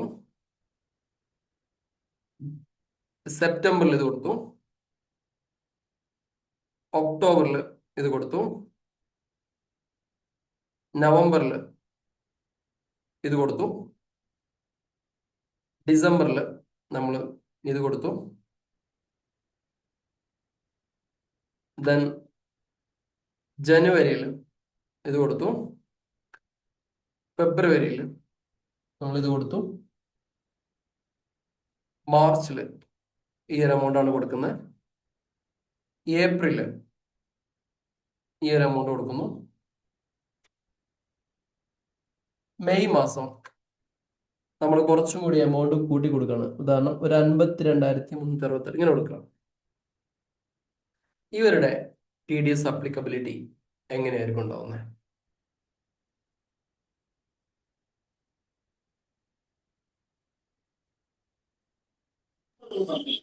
ഒന്ന് പറഞ്ഞു, നമ്മളീ പഠിച്ച കാര്യങ്ങളൊക്കെ ഒന്ന് അനലൈസ് ചെയ്ത് പറഞ്ഞാണേ. നമുക്ക് മെയ് മാസം മാത്രമല്ല അപ്ലിക്കബിളുള്ളൂ TDS. ജൂണിൽ അപ്ലിക്കബിൾ ആവോ? ഇല്ല, നോ, ജൂലൈയിൽ ആവില്ല, അപ്ലിക്കബിൾ ആവോ? ഇല്ല, മെയിൽ മാത്രമേ ഉള്ളൂ. മെയ് മാസേ ആവത്തുള്ളൂ. applicable ഇതിന്റെ ടോട്ടൽ എമൗണ്ടിൽ എന്തെങ്കിലും റിലവൻസ് ഉണ്ടോ? നോ നോ നോ, ഒന്നുമില്ല. നമ്മൾ എന്തേ പെർ മന്ത്, നോക്കത്തുള്ളൂ? Per month. നമ്മൾ എന്തേ നോക്കത്തുള്ളൂ? പെർ മന്തില് പെർ മന്ത് ഈ സംഭവം ആയിട്ടുണ്ടോ എന്നേ നമ്മൾ എന്തേ ഉള്ളൂ നോക്കത്തുള്ളൂ. അപ്പൊ നമ്മൾ ശ്രദ്ധിക്കേണ്ടത് പെർ മന്ത് പെർ പേഴ്സൺ എത്ര വരും? 20,000 റുപ്പീസ് ഒക്കെ വരും. ഇത് ഒന്നിലധികം പേഴ്സൺ ഒക്കെ ഉണ്ടാവും. ഇപ്പോ ചില കമ്പനികളിലൊക്കെ, ഇപ്പൊ ഞാൻ മുമ്പ് വർക്ക് ചെയ്ത കമ്പനിയിൽ എങ്ങനെ ഉണ്ടായെന്ന് വെച്ച് കഴിഞ്ഞാല്, ബിൽഡിംഗ് ഓണർ പിന്നെ ജ്യേഷ്ഠനും ബ്രദറാണ്. Total rent 60,000, 60,000. കണ്ടീഷൻ പ്രകാരം 30 A എന്നുള്ള ബ്രദറിന് കൊടുക്കണം, 30 B എന്നുള്ള ബ്രദറിന് കൊടുക്കണം. ഇങ്ങനെയാണ് കണ്ടീഷൻ. ഇതിനകത്ത് റെന്റ് അപ്ലിക്കബിൾ ആവും. സാർ, അത് എഗ്രിമെന്റിലെ പക്ക ആയിട്ട് ഈ പറയുന്ന രണ്ട് ക്ലയൻസ്, രണ്ട് ഓണേഴ്സ് ആണെന്നും അവർക്ക് കൃത്യമായിട്ട് തന്നെ 50-50 ആയിട്ട് കൊടുക്കണമെന്നുള്ളത് എഗ്രിമെന്റിൽ മെൻഷൻ ചെയ്തിട്ടുണ്ടെങ്കിൽ as per the agreement there is no deduction. അതാണ് സ്റ്റാൻഡേർഡ് പ്രൊസീജിയർ എന്ന് കരുതുന്നു. കറക്റ്റ് അല്ലേ? പെർ പേഴ്സണാ നമുക്ക് ആപ്ലിക്കബിൾ. പെർ 50 എന്നുള്ള രീതിയിൽ വെച്ച് നോക്കുമ്പോൾ നമുക്ക് അപ്ലിക്കബിൾ അല്ല. ഒറ്റ പേയ്മെന്റ് കൊടുത്തിട്ട് അവർ ഇനി എന്തെങ്കിലും വീതിക്ക് ഉള്ളിൽ എന്താ ചെയ്യുകയാണെങ്കിൽ ഒരാൾക്ക് കൊടുക്കുകയാണ്. നമുക്ക് മൊത്തത്തിൽ 50,000 രൂപ 60,000 രൂപ കിട്ടി, 60,000 രൂപ റെന്റ് ഒറ്റയടിക്ക് ഒരാളെ അക്കൗണ്ട് കിട്ടി കൊടുക്കുകയാണെങ്കിൽ ഉറപ്പായിട്ടും കട്ട് ചെയ്യണം. ഇത് ഹസ്ബൻഡ് ആൻഡ് വൈഫ് ആകാം, ബ്രദേഴ്സ് ആകാം, നാട്ടുകാരനാകാം. ഇവരൊക്കെ ഈ കേസിലാണെങ്കിൽ നമ്മൾ അങ്ങനെയൊക്കെ അനലൈസ് ചെയ്തിട്ട് വേണം ഈ ഒരു സാധനത്തിന് നമ്മൾ പഠിക്കാൻ വേണ്ടിയിട്ട്. അപ്പോഴേ നമുക്ക് നല്ല കറക്റ്റ് സാധനം ആവത്തുള്ളൂ ഇതിനകത്ത്. ക്ലിയർ ആയില്ലേ? റെഡി? ഓക്കെ അല്ലേ? ഇനി നമുക്ക് കഴിഞ്ഞ ഏപ്രിൽ 2025 49,000 ആയിരുന്നു നമ്മുടെ മന്ത് എന്ന് വിചാരിക്കാം. 49,000 നമ്മുടെ റെന്റ് എന്ന് പറയുന്നത്. മെയ് മാസം ആവുമ്പോഴേക്കും അതിലൊരു 5% ഇൻക്രിമെന്റ് വരും എന്ന് വിചാരിക്കാം. അതായത് നമ്മളൊരു അഗ്രിമെന്റിനകത്ത് എഴുതിയിട്ടുണ്ട്. അഗ്രിമെന്റിനകത്ത് എഴുതിയിരിക്കുന്ന, ഇപ്പൊ നേരത്തെ പറഞ്ഞ ഒരു അഗ്രിമെന്റ്, ഈ അഗ്രിമെന്റിനകത്ത് എഴുതിയിരിക്കുന്നത് ഈ ഒരു വ്യക്തി ഈ ഒരു മാസം, അതായത് ഏപ്രിൽ മാസം ഓൺവേർഡ്സ് 49,000 ആണ് പെർ മന്ത്. ഇതൊക്കെ നിങ്ങൾ അനുഭവിക്കാൻ പോകുന്ന ഓരോ സിനാരിയോസ് ആണ്. 49 ഈ അഗ്രിമെന്റിനകത്ത് എഴുതിക്കണം. ഇത് ഒരു തുടങ്ങുന്ന കമ്പനിയാണെന്ന് ചോദിച്ചോളെ. അപ്പൊ തുടക്കത്തിൽ നിങ്ങൾ 49,000 തന്നാൽ മതി. ഇനി മെയ് മാസം ആവുമ്പോഴേക്കും നിങ്ങളെ റെന്റിനകത്ത് എന്ത് വരും? 5% ഇൻക്രിമെന്റ് വരും. അങ്ങനെയാണെങ്കിൽ എങ്ങനെയായിരിക്കും ഇതിന്റെ ഡിഡക്ഷൻ വരിക?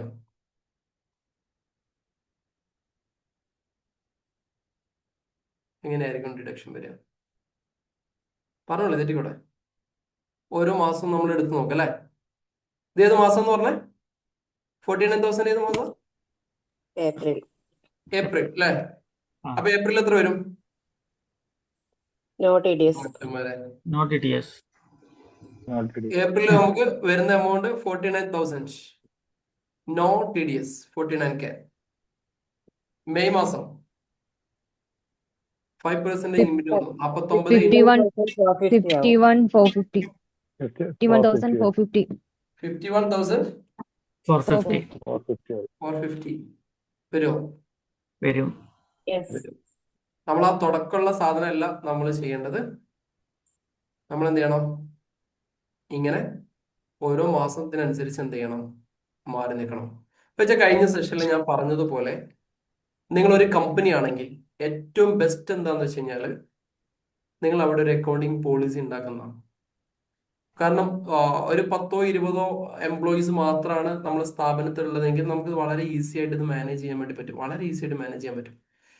ഒരു 50-60-100 എംപ്ലോയീസ് ഒക്കെ ഉള്ള സ്ഥാപനത്തിൽ നമുക്ക് ഓരോരുത്തരുടെയും ഓരോ മാസം പിടിച്ചിട്ട് ഇതിങ്ങനെ കണ്ടെത്തി അതുണ്ടോ ഇതുണ്ടോ എന്നൊക്കെ ചെക്ക് ചെയ്യുന്ന പണി ഭയങ്കര ടാസ്ക് ആയിരിക്കും. നമ്മൾ ചെറിയ സ്ഥാപനത്തിൽ വർക്ക് ചെയ്യുമ്പോൾ നമുക്ക് ഓക്കെ ഇറ്റ്സ് ഈസി. പക്ഷെ ഏറ്റവും ബെസ്റ്റ് നമ്മൾ ആദ്യം തന്നെ ഒരു പോളിസി ഉണ്ടാക്കി വെക്കുക. റെന്റ് കൊടുക്കുന്നുണ്ടോ, കമ്മീഷൻ കൊടുക്കുന്നുണ്ടോ, തുടക്കം മുതൽ തന്നെ എന്ത് ചെയ്യും? പിടിക്കുന്നതിന് മുകളിൽ കമ്മീഷൻ ആണെങ്കിൽ 2% പിടിക്കും. എത്ര എമൗണ്ട് ആണെങ്കിലും 2% പിടിച്ചിട്ടേ തരത്തുള്ളൂ.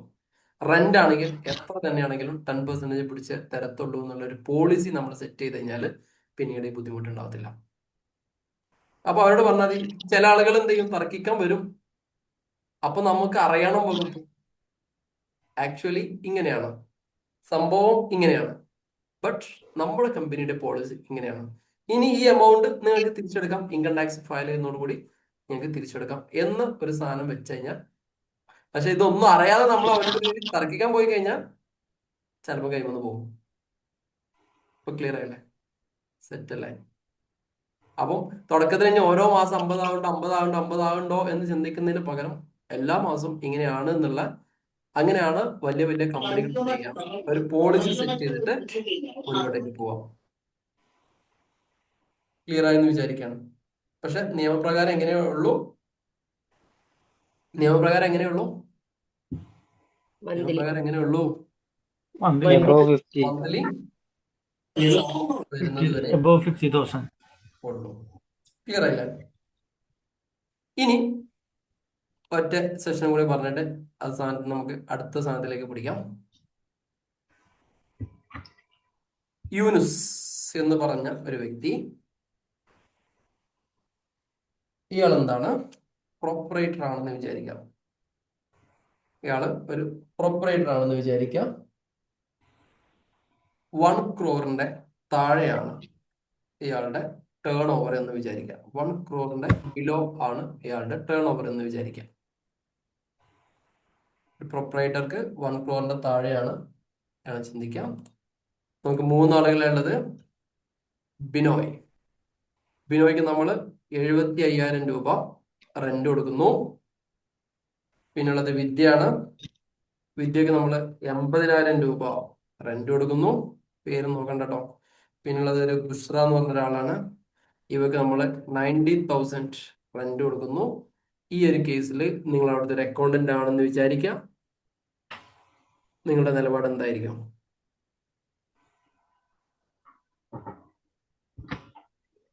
പറഞ്ഞോളൂ. ഇവിടെ ഒരു കേസ് ഉണ്ട്. നമ്മൾ നേരത്തെ പറഞ്ഞൊരു കേസില്ലേ, ഈ ക്ലാസ് തുടങ്ങുമ്പോൾ പറഞ്ഞ എനി പേഴ്സൺ, ഈ പറഞ്ഞ ഒരു ക്ലോസ് ഇല്ലേ, any person other than individual or HUF. ഈ ക്ലോസ് പ്രകാരം എന്താ പറയണമെന്ന് വെച്ച് കഴിഞ്ഞാല്, ഇൻഡിവിജ്വൽ HUFന് 2 രീതിയിലുള്ള ബിസിനസ് ആണ് അവർ ചെയ്യാം. ഒന്നില്ലെങ്കിൽ അവരൊരു ബിസിനസ് ചെയ്യും. ബിസിനസിന്റെ ടേൺ ഓവർ 1 crore മുകളിലാണെങ്കിലേ ഇവനക്ക് ബാധ്യതയുള്ളൂ. അല്ലെങ്കിൽ പ്രൊഫഷൻ ആണെങ്കിൽ 50 lakhsന്റെ മുകളിൽ ആണെങ്കിൽ ഇവനക്ക് ബാധ്യതയുള്ളൂ. അപ്പോ any person other than individual HUF എന്ന് പറഞ്ഞ കണ്ടീഷൻ ഇല്ലേ, ഈ കണ്ടീഷൻ എന്ന് പറയുന്നത് ഇതാണ് ഇതിന്റെ കണ്ടീഷൻ. സെറ്റ് അല്ലേ? ഓക്കെ അല്ലേ? ആണോ? ക്ലിയർ അല്ലേ? എന്തോ ഇവിടെ പോയോ? ക്ലിയർ ആയില്ലേ? ഒന്നുകൂടി പറയൂ സാർ. ഒന്നുകൂടി പറയാം. അതായത് any person other than individual or HUF, ബാക്കി എല്ലാവരും നിർബന്ധമായിട്ടും 50,000 രൂപന്റെ മുകളിൽ ഉണ്ടെങ്കിൽ കട്ട് ചെയ്യണം എന്നുള്ളതാണ് വകുപ്പ്. ഇനി ഇൻഡിവിജ്വൽ HUF എന്ന് പറഞ്ഞ കേസിലാണെങ്കിൽ ഇൻഡിവിജ്വലിനും HUF-നും രണ്ട് ബിസിനസ്സാ ചെയ്യുക. ഒന്നെങ്കിൽ അവർ സ്വന്തമായിട്ട് ഒരു ബിസിനസ് റൺ ചെയ്യുന്നുണ്ടാവും. ഇവർ ബിസിനസ് റൺ ചെയ്യുന്ന ബിസിനസ്സിൽ പ്രീവിയസ് ഫിനാൻഷ്യൽ ഇയറിൽ 1 കോടി രൂപയുടെ മുകളിൽ ഇവർക്ക് ടേൺ ഓവർ ഉണ്ടെങ്കിൽ നിർബന്ധമായിട്ടും എന്ത് ചെയ്തോളണം? TDS cut ചെയ്തോളണം. 1 കോടിന്റെ താഴെയാണ് ഇവരുടെ ടേൺ ഓവർ എങ്കിൽ ഇവർ TDS കട്ട് ചെയ്യേണ്ട ആവശ്യമില്ല. ഇനി ഒരു ഇൻഡിവിജ്വൽ ഓർ HUF ചെയ്യുന്ന ബിസിനസ് ഒരു പ്രൊഫഷണൽ ബിസിനസ് ആണെങ്കിൽ, പ്രൊഫഷനിൽ നിന്ന് കിട്ടുന്ന ഇൻകം ആണെങ്കിൽ, ആ ഇൻകം 50 lakhsന്റെ താഴെയാണെങ്കിൽ ഇവൻ TDS കട്ട് ചെയ്യണ്ട. 50 lakhsന്റെ മുകളിലാണെങ്കിൽ എന്ത് ചെയ്യണം? കട്ട് ചെയ്യണം. ഈ അതർ ദാൻ ഉദ്ദേശിക്കുന്നത് ഇതാണ്. ക്ലിയർ ആയില്ലേ? അപ്പൊ എല്ലാ ഇൻഡിവിജ്വലും കട്ട് ചെയ്യണ്ട, എല്ലാ HUF-ഉം കട്ട് ചെയ്യണ്ട. ആരെ കട്ട് ചെയ്യണ്ടുള്ളൂ? ബിസിനസ് ചെയ്യുന്ന 1 കോടിക്ക് മുകളിലുള്ളവനാണെങ്കിലും പ്രൊഫഷൻ ആണെങ്കിൽ 50 lakhന് മുകളിലുള്ളതാണെങ്കിൽ കട്ട് ചെയ്യണം. ബാക്കി ആരും എന്ത് ചെയ്യേണ്ട ആവശ്യമില്ല, കട്ട് ചെയ്യേണ്ട ആവശ്യം ഇല്ല. ക്ലിയർ ആയോ? ക്ലിയർ ആയോ?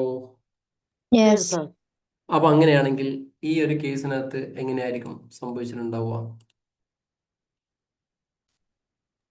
TDS കട്ട് ചെയ്യണ്ട,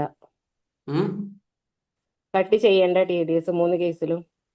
3 കേസിലും കട്ട് ചെയ്യണ്ട. എന്തുകൊണ്ടാ? ഇൻഡിവിജ്വൽ ആണ്, ബിലോ 1 crore ആണ്. ഇൻഡിവിജ്വൽ ആണ്, ടേൺ ഓവർ ബിലോ 1 crore.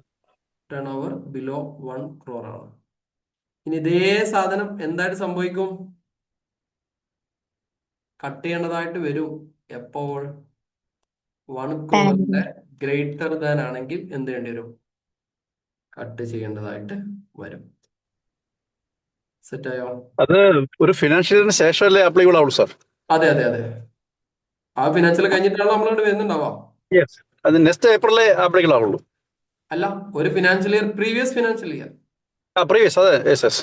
അത് കഴിഞ്ഞിട്ടാണ് നമ്മൾ ഇങ്ങോട്ട് വരും. അപ്പൊ നമുക്കൊരു ഐഡിയ കിട്ടുമല്ലോ കഴിഞ്ഞ വർഷം എത്ര ഉണ്ടായിരുന്നു. അന്ന് അങ്ങനെയാണെങ്കിൽ വർഷം മുതൽ പിടിച്ചോളണം. ഈ വർഷം ചിലപ്പോൾ അത്ര ഉണ്ടായിക്കോണമെന്നില്ല, പക്ഷെ ആ ഒരു ഇതിന് മുകളിൽ കയറി നമ്മൾ ചെയ്തു. ക്ലിയർ ആയില്ലേ? സെറ്റ് അല്ലേ? ഓക്കെ ആണോ?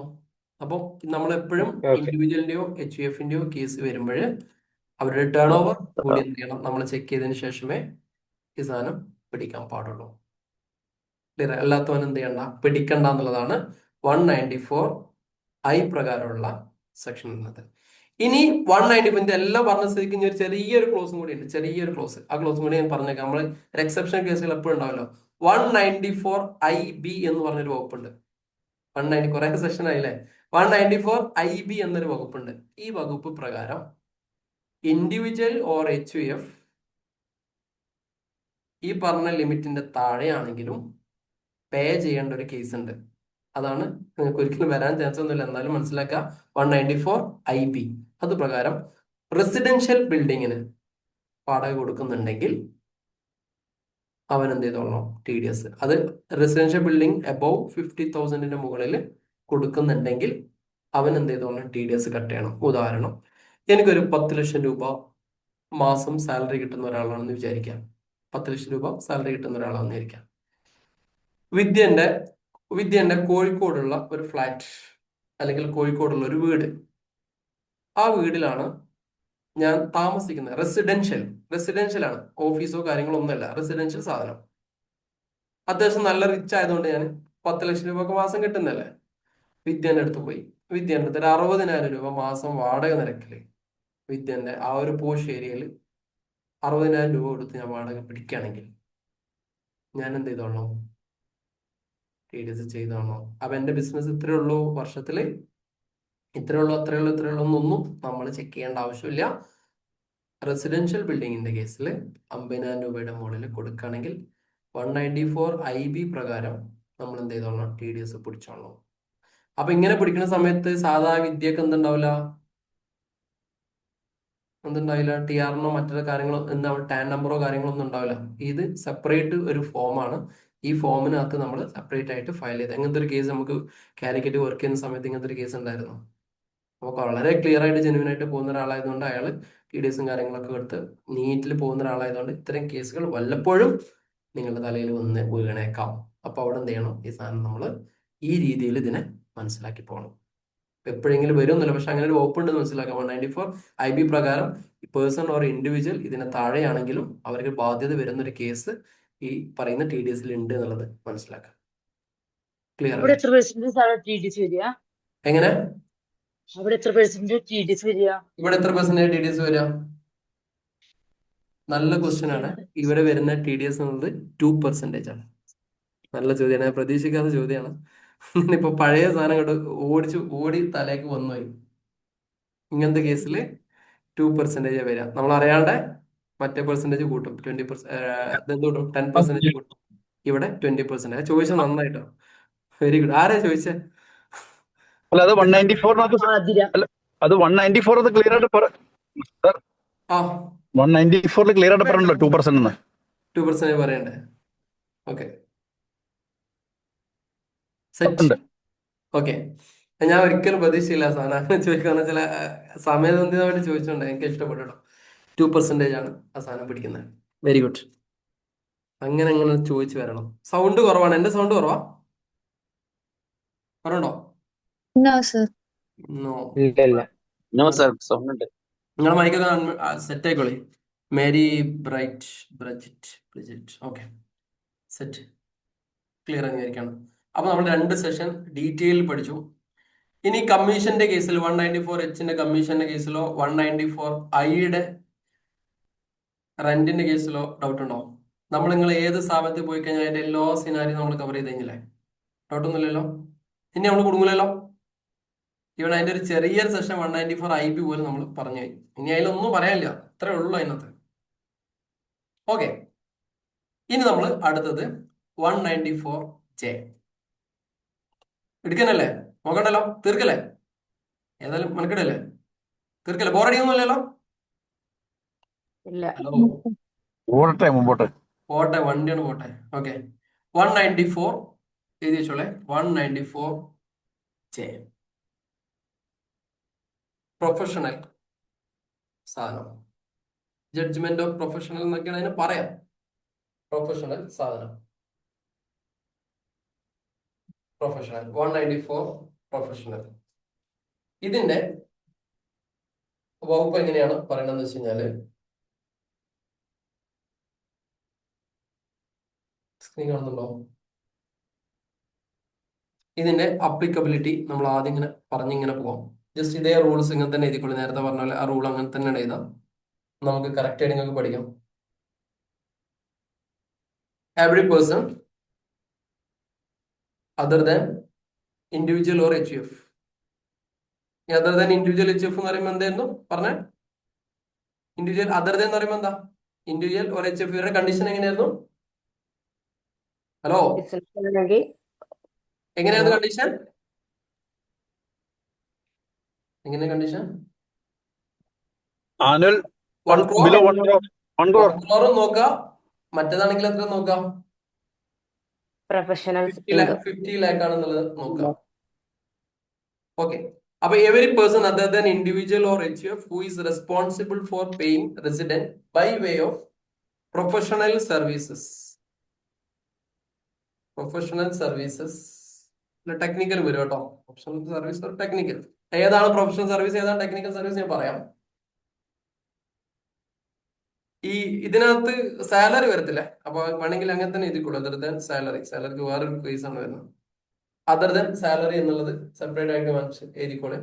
ഇതിനകത്ത് വരുന്ന റോയൽറ്റി ഇങ്ങനെയുള്ള കേസുകളിലൊക്കെ എന്ത് ചെയ്യണം? സോഴ്സിൽ നിന്ന് എമൗണ്ട് കട്ട് ചെയ്ത് പിടിച്ചോളണം. ഇതാണ് ഇതിന്റെ അപ്ലിക്കബിലിറ്റി വരുന്നത്. ക്ലിയർ ആയല്ലോ? ഇതാണ് ഇതിന്റെ അപ്ലിക്കബിലിറ്റി വരുന്നത്. സീലിംഗ് ലിമിറ്റ് എന്ന്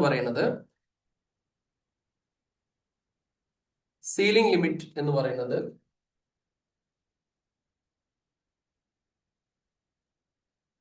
50,000 per month, sorry 50,000 per year. റെന്റിന്റെ കേസിൽ നമുക്ക് പെർ മന്ത് ആയിരുന്നു, ഇവിടെ 50,000. ഓക്കെ, 5,000 എഴുതിയല്ലേ. 50,000 പെർ ഇയർ ആണ് വരുന്നത്. ഇത് വന്നിരിക്കുന്നത് 1/4/2025 മുതലാണ് ഈ സാധനം വന്നിരിക്കുന്നത്. ഇത് അപ് ടു മാർച്ച് 31 വരെ എങ്ങനെയായിരുന്നു എന്ന് വെച്ച് കഴിഞ്ഞാല്, മാർച്ച് 31 2025 വരെ ഇറ്റ്സ് 30,000. നമ്മളൊക്കെ പഠിക്കുന്ന കാലം മുതലേ ഈ സാധനം 30,000 ആയിരുന്നു. നമ്മൾ പഠിക്കുന്ന കാലത്ത്, ഇവിടെ അടുത്താണ്, ഈ വർഷമാണ് ഈ സാധനത്തിന് ചേഞ്ച് വന്നത്. അതുകൊണ്ട് നമ്മള് കറക്റ്റ് ആയിട്ട് ലേറ്റസ്റ്റ് ആയിട്ടുള്ള സാധനം തന്നെ പഠിച്ചു വെക്കാം. And tax rate also revised. അതെ അതെ അതെ, എല്ലാം റിവൈസ് ചെയ്തു. ഇനി ഇതിനകത്ത് വരുന്നത് രണ്ട് കാര്യങ്ങളാണ് ഇതിനകത്ത് വരുന്നത്. ടെക്നിക്കൽ സർവീസ്, അതിന്റെ ടാക്സ്. ടെക്നിക്കൽ സർവീസ് ആണെങ്കിൽ, ടെക്നിക്കൽ എന്താണെന്ന് ഞാൻ പറഞ്ഞുതരാം. ടെക്നിക്കൽ സർവീസ് 2% ആണ് TDS വരുന്നത്. പ്രൊഫഷണൽ സർവീസ് ആണെങ്കിൽ അതിന് വരുന്നത് 10%. ക്ലിയർ ആയില്ലേ? ഇതെപ്പോഴാണ് ഡിഡക്ട് ചെയ്യേണ്ടതെന്ന് ചോദിച്ചു കഴിഞ്ഞാൽ, ഡിഡക്ഷൻ ടൈം എന്നത് എപ്പോഴാണോ ജേർണൽ എൻട്രി പാസ് ചെയ്യുന്നത്, or the payment whichever is earlier. ഇത് പറയുമ്പോഴേ കഴിഞ്ഞ നമ്മളെ റെന്റിന്റെ കേസിൽ ഒരു കാര്യം കൂടി പറയാട്ടോ, പ്രാക്ടിക്കലി നടക്കാവുന്ന ഒരു കാര്യം. ഈ പറഞ്ഞ കേസിൽ ഡിഡക്ട് ചെയ്യുന്ന ജേർണൽ എൻട്രി ആണോ പേയ്മെന്റ് കൊടുക്കുന്ന സമയമാണോ എന്നുള്ള കേസിൽ, ഈ നമ്മൾ ഈ അഗ്രിമെന്റിനൊക്കെ, ഈ റെന്റിന്റെ അഗ്രിമെന്റിലൊക്കെ എന്താ കാണിക്കുക വെച്ച് കഴിഞ്ഞാൽ, ഈ മാസത്തെ റെന്റ് അടുത്ത മാസം 15-ാം തീയതിക്കുള്ളിൽ ക്ലിയർ ചെയ്താൽ മതി എന്ന് നമ്മൾ റെന്റ് അഗ്രിമെന്റിൽ എഴുതും. ഹലോ, അടുത്ത മാസം 15-ാം തീയതി ക്ലിയർ ചെയ്തെന്ന് എവിടെ എഴുതും? നമ്മളൊരു ബിൽഡിംഗ് ഓണർ ആണെങ്കിൽ നമ്മൾ റെന്റ് കൊടുക്കുമ്പോഴേ അടുത്ത മാസം, ഈ മാസത്തെ റെന്റ് അടുത്ത മാസം 15-ാം തീയതിക്കുള്ളിലാണ്. അപ്പൊ നമ്മൾ എന്തൊക്കെയാ എന്താ അറിയോ, 15-ാം തീയതിക്ക് ശേഷം പിടിച്ചിട്ട് കൊടുത്താൽ മതിയോ എന്ന് നമ്മൾ ചിന്തിക്കും. അങ്ങനെ വന്നാൽ നമുക്ക് ഫൈൻ കൊടുക്കും. ഇത് എപ്പോഴാണ് ഡ്യൂ ആവുന്നത്? ഒരു റെന്റ് എപ്പോഴാണ് ഡ്യൂ ആവുന്നത്, കൊടുക്കാനാവുന്നത് എപ്പോഴാണ്? 30-ാം തീയതി അല്ലെ 31-ാം തീയതി ഡ്യൂ ആവും. 31-ാം തീയതി ഡ്യൂ ആവും. അപ്പം തന്നെ എന്ത് ചെയ്യണം, നമ്മൾ ജേർണൽ എൻട്രി ഇടണം. ആ ജേർണൽ എൻട്രി ഇടുന്ന സമയമാണ് കണക്കാക്കേണ്ടത്. ചില ആളുകൾ ഇപ്പോഴും നമ്മളെ അക്കൗണ്ട്സിൽ അറിയാം, നമ്മളെ ക്ലാസ്സിലെ ആളുകളൊക്കെ നമ്മൾ വൃത്തിയിൽ പറഞ്ഞു കൊടുക്കാറുണ്ട്, കൃത്യമായിട്ടും ഡ്യൂ എൻട്രി പാസ് ചെയ്യണം. ചില ആളുകൾ എന്ത് ചെയ്യുന്നറിയോ, 15-ാം തീയതിയാണ് പേയ്മെന്റ് കൊടുക്കുന്നതെങ്കിൽ 15-ാം തീയതി നേരെ ക്യാഷ് റെന്റ് അക്കൗണ്ട് ഇട്ടിട്ട് ക്യാഷ് എന്ന് പറഞ്ഞിട്ട് ഒറ്റ ജേർണൽ എൻട്രി ചെയ്യും.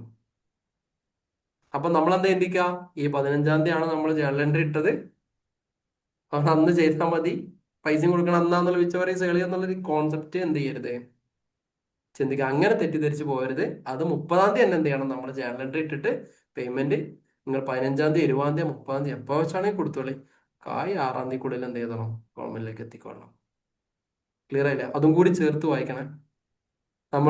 നമ്മളാ പഴയ ഷോർട്ട് കട്ട് കണക്ക് ഉണ്ടാവരുത് എന്നർത്ഥം. 15-ാം തീയതി ഇട്ടിട്ട് നേരെ അങ്ങനെ ഒരിക്കലും ചെയ്യരുത് കേട്ടോ. ഞാൻ എപ്പോഴും എല്ലാ ക്ലാസ്സിലും പറഞ്ഞത്, ഡ്യൂ എൻട്രി ഇടാതെ ഒരു എൻട്രി എന്ത് ചെയ്യരുത്, നമ്മൾ ചെയ്യരുത്. സാലറി ആണെങ്കിലും ഡ്യൂ ഇടണം, റെന്റ് ആണെങ്കിലും ഡ്യൂ ഇടണം, കമ്മീഷൻ നേരത്തെ നമുക്ക് അറിയുന്ന കാര്യമാണെങ്കിൽ അപ്പോഴൊക്കെ ഡ്യൂ എന്ത് ചെയ്യണം, ഈ സാധനം ഇടണം. കത്തില്ലേ?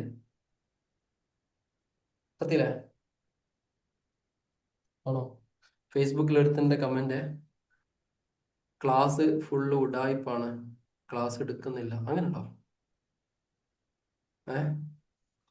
അങ്ങനെയുണ്ടോ? ഇയാൾ ക്ലാസ് അറ്റൻഡ് ചെയ്യാത്ത ആളായിരിക്കും അല്ലേ? വൈശാഖോ? ആരൊരാള്. നിങ്ങൾ പറഞ്ഞ വൈശാഖല്ല കേട്ടോ, അത് വേറെ വൈശാഖ. നിങ്ങളല്ല ഉദ്ദേശിച്ച രണ്ടും. അതും സാന്ദർഭികമായിട്ട് വൈശാഖെന്ന് പോയി. ഫേസ്ബുക്കിനകത്ത് വെറുതെ അങ്ങനെ ശരിക്കും ആരും എഴുതണമെന്നറിയാം, നിങ്ങൾക്ക് നന്നായിട്ട് അറിയാം. വേറെ ഇൻസ്റ്റിറ്റ്യൂട്ടുകൾ കൂലി കൊടുത്ത് എഴുതിപ്പിക്കുന്ന, പക്ഷെ അങ്ങനെ ഒന്നും പിന്മാറാൻ തൽക്കാലം വിചാരിച്ചിട്ടില്ല. ഓക്കെ, സെറ്റ് അല്ലേ? ക്ലാസ് എടുക്കാത്ത കുഴപ്പമൊന്നുമില്ലല്ലോ, തിരിയാത്ത കുഴപ്പമില്ലല്ലോ, മനസ്സിലാവാത്ത കുഴപ്പമില്ലല്ലോ, 190 പോയി അടിച്ചു മാറ്റിയിട്ടില്ലല്ലോ. എനിബഡി ആർക്കെങ്കിലും അങ്ങനെ ഫീൽ ചെയ്തോ? ഇത് സാറേ പലപ്പോഴും ഉണ്ടല്ലോ സാറേ, ആ സാലറി ആകട്ടെ കമ്മീഷൻ ആകട്ടെ അതേപോലെ ഈ പറയുന്ന നമ്മുടെ ടാക്സ് ലയബിലിറ്റികൾ ഏതാണെങ്കിൽ ഡ്യൂ എൻട്രി ആരും ഇടാറില്ല. അതുകൊണ്ടാണ് ആളുകൾക്ക് ആ സംശയം വരുന്നത്. ആ സംശയം വരുന്നത്. പക്ഷെ ഞങ്ങള് ഡേ 1 ഞങ്ങൾ പറഞ്ഞു കൊടുക്കാറുണ്ട്, ഡ്യൂ എൻട്രി ഇടാതെ ഒരൊറ്റ അക്കൗണ്ട്സ് റെഡി ആവില്ല. അക്കൗണ്ട്സ് എങ്ങനെ റെഡി ആവില്ല.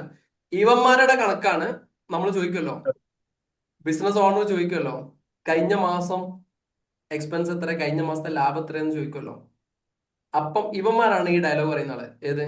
കറക്റ്റ് സമയത്ത് സാലറി കൊടുക്കണം, കറക്റ്റ് സമയത്ത് റെന്റ് കൊടുക്കണം, എന്നാലേ കഴിഞ്ഞ മാസത്തെ കണക്കുണ്ടാക്കാൻ കഴിയുള്ളൂ.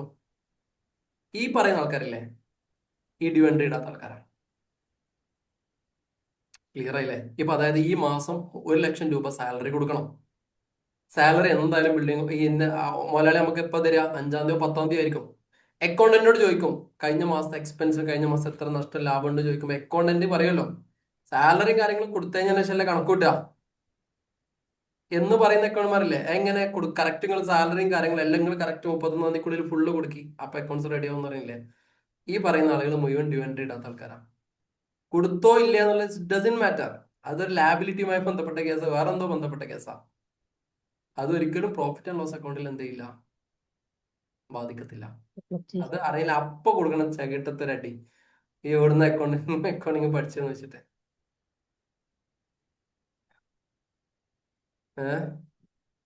ഓക്കെ, സെറ്റ് അല്ലേ ബിനോയ് സാർ? അങ്ങനല്ലേ ആൾക്കാർക്ക് ഈ വിവരമില്ലാത്ത പ്രശ്നമല്ലേ ഇത്? അതുകൊണ്ട് തന്നെ അതെ, ഇതുകൊണ്ടാണ് പ്രശ്നം. ഞാൻ പറഞ്ഞുതരാം. 90% സ്ഥാപനത്തിൽ നിങ്ങൾ അക്കൗണ്ടന്റ് ആയിട്ട് പഠിക്കുന്നിടത്തൊന്നും ഈ സാധനം പഠിപ്പിക്കണമില്ല. അതുകൊണ്ട് തന്നെയാണ് ഈ തെറ്റ് വരുന്നത്. നിർബന്ധമായിട്ട് ഡ്യൂ എൻട്രി ചെയ്യണമെന്ന് പഠിപ്പിച്ച ഏതെങ്കിലും സ്ഥാപനം? ഇന്നത്തെ കുറെ സ്ഥാപനത്തിൽ അക്കൗണ്ടിങ് പഠിച്ച ആളുകളല്ലേ, നിങ്ങൾ പറഞ്ഞതാണ് എവിടെയെങ്കിലും പഠിപ്പിച്ചോളൂ. പിന്നെ അനുഭവം കൊണ്ട് ഗൾഫിലൊക്കെ വർക്ക് ചെയ്ത ആളുകൾ അവരുടെ അനുഭവം കൊണ്ട് ആ സാധനം നാട്ടിൽ വന്നിട്ട് ചിലപ്പോൾ ഇങ്ങനെ ചെയ്യടാ എന്ന് പറഞ്ഞിട്ടോ, അല്ലെങ്കിൽ നല്ല കമ്പനിയിൽ വർക്ക് ചെയ്തിട്ട് ആരെങ്കിലും ഒക്കെ മുകളിലുള്ള ആള് പഠിപ്പിച്ചിട്ട് പഠിക്കാന്നല്ലാതെ ഇൻസ്റ്റിറ്റ്യൂട്ടിൽ ആരും പഠിപ്പിക്കുന്നില്ല. പഠിപ്പിക്കാന്ന് വെച്ചാൽ ഇൻസ്റ്റിറ്റ്യൂട്ടിന്റെ പണി ഇതല്ല. അതുകൊണ്ടാണ്. കറക്റ്റ് അല്ലേ? ഞാൻ പറഞ്ഞതിൽ എന്തെങ്കിലും അഭിപ്രായ വ്യത്യാസം ഉണ്ടോ? സർ ഞാനൊരു ഡൗട്ട് ചോദിച്ചിട്ട്. ആ സർ ഞാൻ മുന്നേ ചോദിച്ചായിരുന്നു, ഇപ്പോൾ സ്റ്റാർട്ട് ചെയ്തൊരു കമ്പനിയാണ്. അപ്പൊ TDS 1,10,000 ആണ് റെന്റ് കൊടുക്കുന്നത്. അപ്പൊ അതിന് സ്റ്റാർട്ട് ചെയ്തിട്ടില്ല, അപ്പൊ ടേൺ ഓവർ ഒന്നും ആയിട്ടില്ല. അപ്പൊ ഇത് TDS പിടിക്കേണ്ടി വരത്തില്ലല്ലോ? ടേൺ ഓവർ നിങ്ങളുടെ കമ്പനി ഇൻഡിവിജ്വൽ എന്നുള്ള കാറ്റഗറി ആണോ വരുന്നത്? ഇൻഡിവിജ്വൽ എന്നുള്ള കാറ്റഗറിയാണ് വരുന്നത്. പ്രൊപ്പറേറ്റർ ആണ്. പ്രൊപ്പറേറ്റർ ആണെങ്കിൽ ഈ പറഞ്ഞ ടേൺ ഓവറിന്റെ വിഷയം വരുമ്പോൾ നിങ്ങൾ കട്ട് ചെയ്യേണ്ട ആവശ്യമില്ല. നിങ്ങളിപ്പോ ടാൻ എന്തിനാ എടുത്തേക്കുന്നത്? കട്ട് ചെയ്യാൻ തന്നെ. കട്ട് ചെയ്യണം എന്നുള്ള രീതിയിലാണ് എടുത്തിരിക്കുന്നത്. നിങ്ങൾ കമ്പനി ആവാനാണല്ലോ ചാൻസ്. 1 പേഴ്സൺ കമ്പനി അല്ലെങ്കിൽ LLP പ്രൊപ്പറേറ്റർ ആണ്. ഒന്നുകൂടെ നോക്കണ്ടേ. ഇനി അതായത് നിങ്ങളൊരു പോളിസി സെറ്റ് ചെയ്ത് വെച്ചാളേ, എങ്ങനെ എന്ത് കൊടുക്കണമെങ്കിലും കട്ട് ചെയ്യുന്നുള്ളൊരു പോളിസി സെറ്റ് ചെയ്ത് വെച്ചാളേ, അവര് വേണമെങ്കിൽ ഇൻകം ടാക്സ് പഴയതെടുത്തോട്ടെ. അത് സാറേ ചില ഇതെല്ലാം രജിസ്ട്രേഷൻസ് എല്ലാം ചെയ്തു കൊടുക്കുന്ന സാറേ കൺസൾട്ടിങ് സ്ഥാപനങ്ങളുണ്ട്. അവർ ആദ്യമേ തന്നെ എല്ലാ സാധനവും ഘടിപ്പിക്കും. ഇവർക്ക് ആവശ്യം ഉണ്ടോ ഇല്ലെന്നുള്ളതല്ല, ആവശ്യം വരുമെന്നേ എടുത്തോളാൻ പറയും. അതാണ് പൈസ അല്ലേ പ്രശ്നം. അവർക്ക് ഫീസ് കിട്ടിയാൽ മതി, ദാറ്റ്സ് ഓൾ. അത്രേ ഉള്ളൂ. അത് എടുത്തു കഴിഞ്ഞാൽ പിന്നെ അതിന് ശേഷം എന്താ ചെയ്യേണ്ടതെന്നുള്ളത് അപ്പൊ പിന്നെ ഫയലിംഗ് വരും. ഫയലിങ്ങിന്റെ പൈസ പിന്നെ കിട്ടും. എല്ലാരും ചെയ്യുന്ന തന്നെയാണ് ഇതൊക്കെ. പക്ഷെ ഇതെന്താ പറയാ, നേരെ വണ്ണുള്ള അത്യാവശ്യം നോളജ് ഉള്ള ഒരു അക്കൗണ്ടന്റ് അവിടെ ഇരുന്നത് എന്തിനാ എടുക്കണമെന്ന് ചോദിച്ചു കഴിഞ്ഞാൽ അപ്പം പറയാം ആവശ്യമില്ലെങ്കിൽ എടുക്കണ്ട, പിന്നെ എടുത്താൽ മതി. പക്ഷെ അതിനൊക്കെ ഈ വിവരമുള്ള ആൾക്കാർ എന്ത് ചെയ്യണം?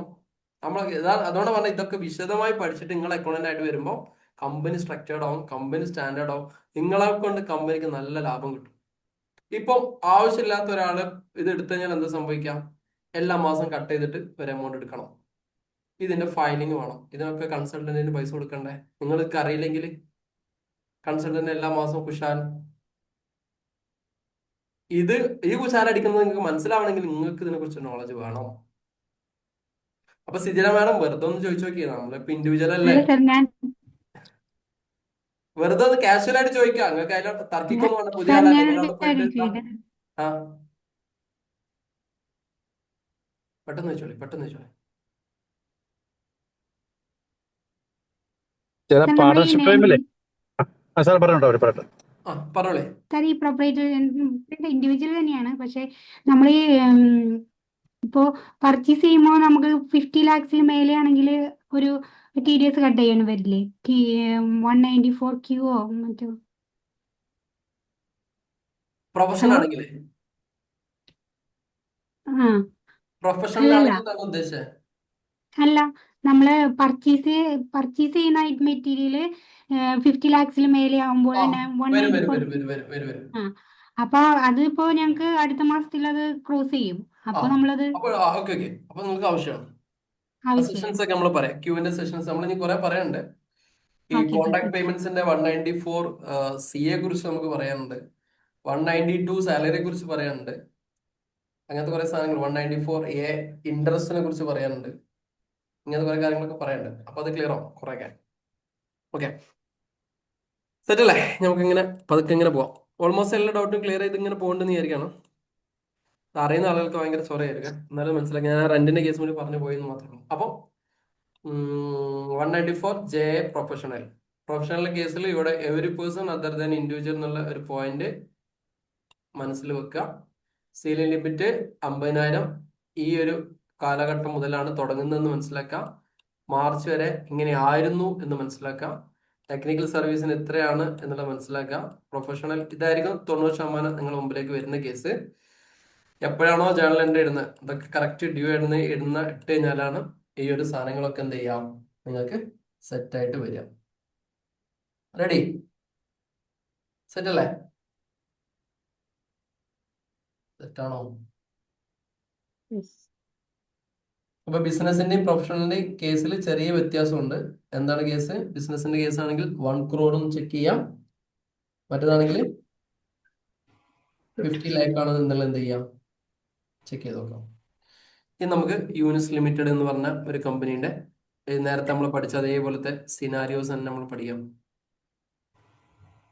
യൂണിസ് എന്ന് പറഞ്ഞ കമ്പനി 3 ആളുകള്. തൽക്കാലം നമ്മൾ സ്പീഡാക്കാൻ വേണ്ടിയിട്ട് ABC എന്ന് കൊടുക്കുകയാണ്. A എന്ന് പറഞ്ഞ ഒരാള്, ദെൻ B എന്ന് പറഞ്ഞ ഒരാള്, ദെൻ C എന്ന് പറഞ്ഞ ഒരാള്. നമ്മൾ ഇത് ചെയ്യാൻ വേണ്ടി പോകുന്ന പ്രൊഫഷണൽ അല്ലേ? പ്രൊഫഷണൽ ഫീസ് ആണ് നമ്മൾ എന്ത് ചെയ്യണത് ഇവർ കൊടുക്കുന്നതെന്ന് വിചാരിച്ചോളൂ. പ്രൊഫഷണൽ എത്രയാ? പ്രൊഫഷണൽ എത്രയാ വരുന്നത്? പ്രൊഫഷണൽ എത്ര പെർസെന്റേജാ? പ്രൊഫഷണൽ എത്ര പെർസെന്റേജാ പറഞ്ഞേ? 10% ആണ് നമ്മൾ പ്രൊഫഷണലിന് പറഞ്ഞേക്കുന്നത്. അപ്പൊ A എന്നുള്ള ഒരാൾക്ക്, ശ്രദ്ധിക്കണേ, മൈക്ക് ആവശ്യമില്ലാത്ത ആൾക്കാർ വേണ്ടിയാണ്. A എന്നുള്ള ആൾക്ക് 49,000 പെർ ഇയർ നമ്മൾ കൊടുക്കുന്നുണ്ട്. B എന്നുള്ള ആൾക്ക് 50,000 പെർ ഇയർ നമ്മൾ കൊടുക്കുന്നു. C എന്ന് പറഞ്ഞ ആൾക്ക് 50,000 പെർ ഇയർ കൊടുക്കുന്നു. ഇതെങ്ങനെയായിരിക്കും ഇതിനെ ട്രീറ്റ് ചെയ്യണത്? എങ്ങനെയായിരിക്കും ഇതിനെ ട്രീറ്റ് ചെയ്യണമെന്ന് പറഞ്ഞേരി. എന്റെ അടുത്ത് പിടിക്കണോ വേണ്ടയോ? വേണ്ട. വേണ്ട. No. എന്താ? എന്തോട് പിടിക്കണ്ടോ? ഇല്ലോ. സീലിംഗ് ലിമിറ്റ് പറപ്പാ. പേഴ്സണൽ എന്താണ്? സീലിംഗ് ലിമിറ്റ് എത്രയാ? 50,000 20,000 per year. Per year. Professional fee amount payable per year എത്രയാണ്? 50,000 ആണ് വേണ്ടത് അല്ലേ? ആണോ? നമുക്ക് എത്രയേ ഉള്ളൂ? 49,000 എക്സീഡ് ചെയ്തില്ല. അതുകൊണ്ട് ഇയാൾക്ക് എന്ത് വേണ്ട? No. That's it. നോ. ഇവിടെയോ? നോ. ഇവിടെയോ? No. നോ. സെറ്റ് അല്ലേ? ഉം. റെഡി? രണ്ടാമത്തെ കേസ് പറയുന്നതിന് മുമ്പ് നമുക്ക് ഇതിനകത്ത് കുറച്ച് സെഷൻസ് വേണമെങ്കിൽ, ടെക്നിക്കൽ സർവീസും കാര്യങ്ങളൊക്കെ വേണമെങ്കിൽ നിങ്ങൾക്ക് വേണമെങ്കിൽ പഠിക്കാം. 44A എന്നൊക്കെ പറഞ്ഞിട്ടുള്ള കുറച്ച് വകുപ്പ് സെഷൻസ് ഒക്കെ ഉണ്ട്. അത് നോക്കണോ? ജസ്റ്റ് സെഷൻസ് ഇൻകം ടാക്സിന്റെ സെഷനിൽ വേണമെങ്കിൽ അത് നിങ്ങൾക്ക് എവിടെ നിന്ന് കിട്ടുക എന്നുള്ളത് കാണിച്ചു തരാം.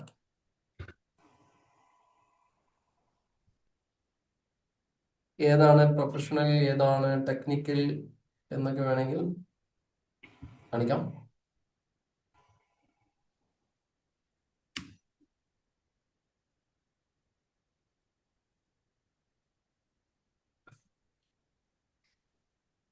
സ്ക്രീൻ പോയോ?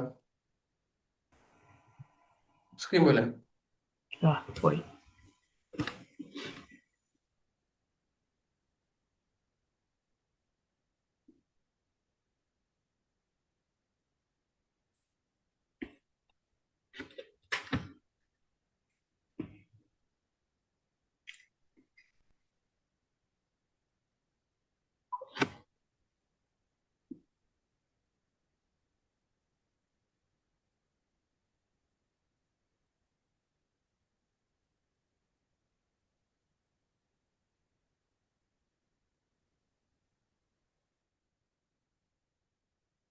1 മിനിറ്റ് ഒന്ന് മ്യൂട്ട് ചെയ്യണം. 1 minute.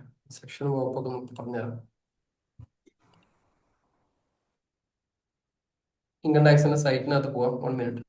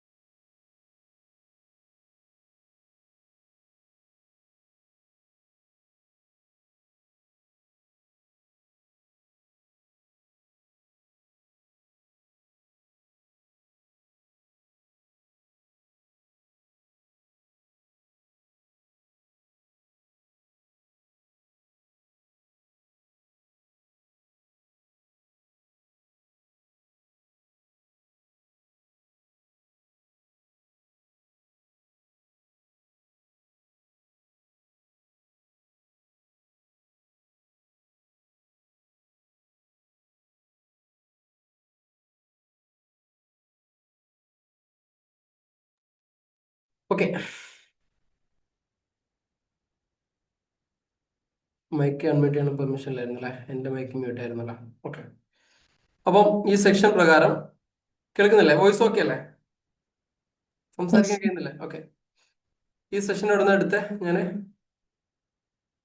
Income tax site. Income ടാക്സിന്റെ ഈ സൈറ്റിനകത്ത് ഇതൊക്കെ കഴിഞ്ഞ ക്ലാസ്സിൽ നിങ്ങൾക്ക് പറഞ്ഞിട്ടുണ്ടായിരുന്നു എവിടെ നിന്നാണ് കിട്ടുക എന്നുള്ളത്. ഇപ്പൊ നമ്മൾ ആക്ടിനകത്ത് കയറി 44A ഇതിനകത്താണ് ഈ ഒരു സാധനം പറയുന്നത്. ഈ 44Aയിൽ ജസ്റ്റ് ഇവിടെ ക്ലിക്ക് ചെയ്യാം. അപ്പൊ ഇതിന്റെ ഡീറ്റെയിൽ വരും. Maintenance of accounts by certain. ഇതിനകത്ത് കൃത്യമാണ് every person carrying on legal, medical, engineering or architectural profession on the portion accountancy എല്ലാവരും ഇതിനകത്ത് എല്ലാവരും വിട്ടത്. കമ്പനി CA വന്നു, കൺസൾട്ടന്റ് വന്നു, പിന്നെ ടെക്നിക്കൽ വന്നു, നോൺ ടെക്നിക്കൽ വന്നു. എല്ലാ ആളുകളും അക്കൗണ്ടൻസി ആവാം, ടെക്നിക്കൽ കൺസൾട്ടൻസി ആകാം, ഇന്റീരിയർ ഡെക്കറേഷൻ ആകാം, or any other profession is notified by the board.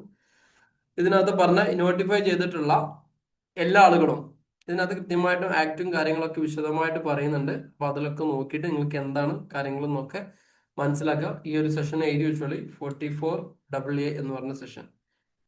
ഇനി അതേപോലെ തന്നെ ഈ സാധനം എനിക്ക് കൃത്യമായിട്ട് കിട്ടും. 6F എന്ന് പറഞ്ഞിട്ടുള്ള ഒരു സാധനമുണ്ട്. 6F നമുക്ക് വളരെ ഈസി ആയിട്ട് സെർച്ച് ചെയ്യാൻ പറ്റുന്ന ഒരു സാധനങ്ങളാണ്. ആക്ടിനകത്ത് പറഞ്ഞ 6F ആക്ട് റൂൾ. ഈ ഒരു സാധനം കൂടി നോക്കാം.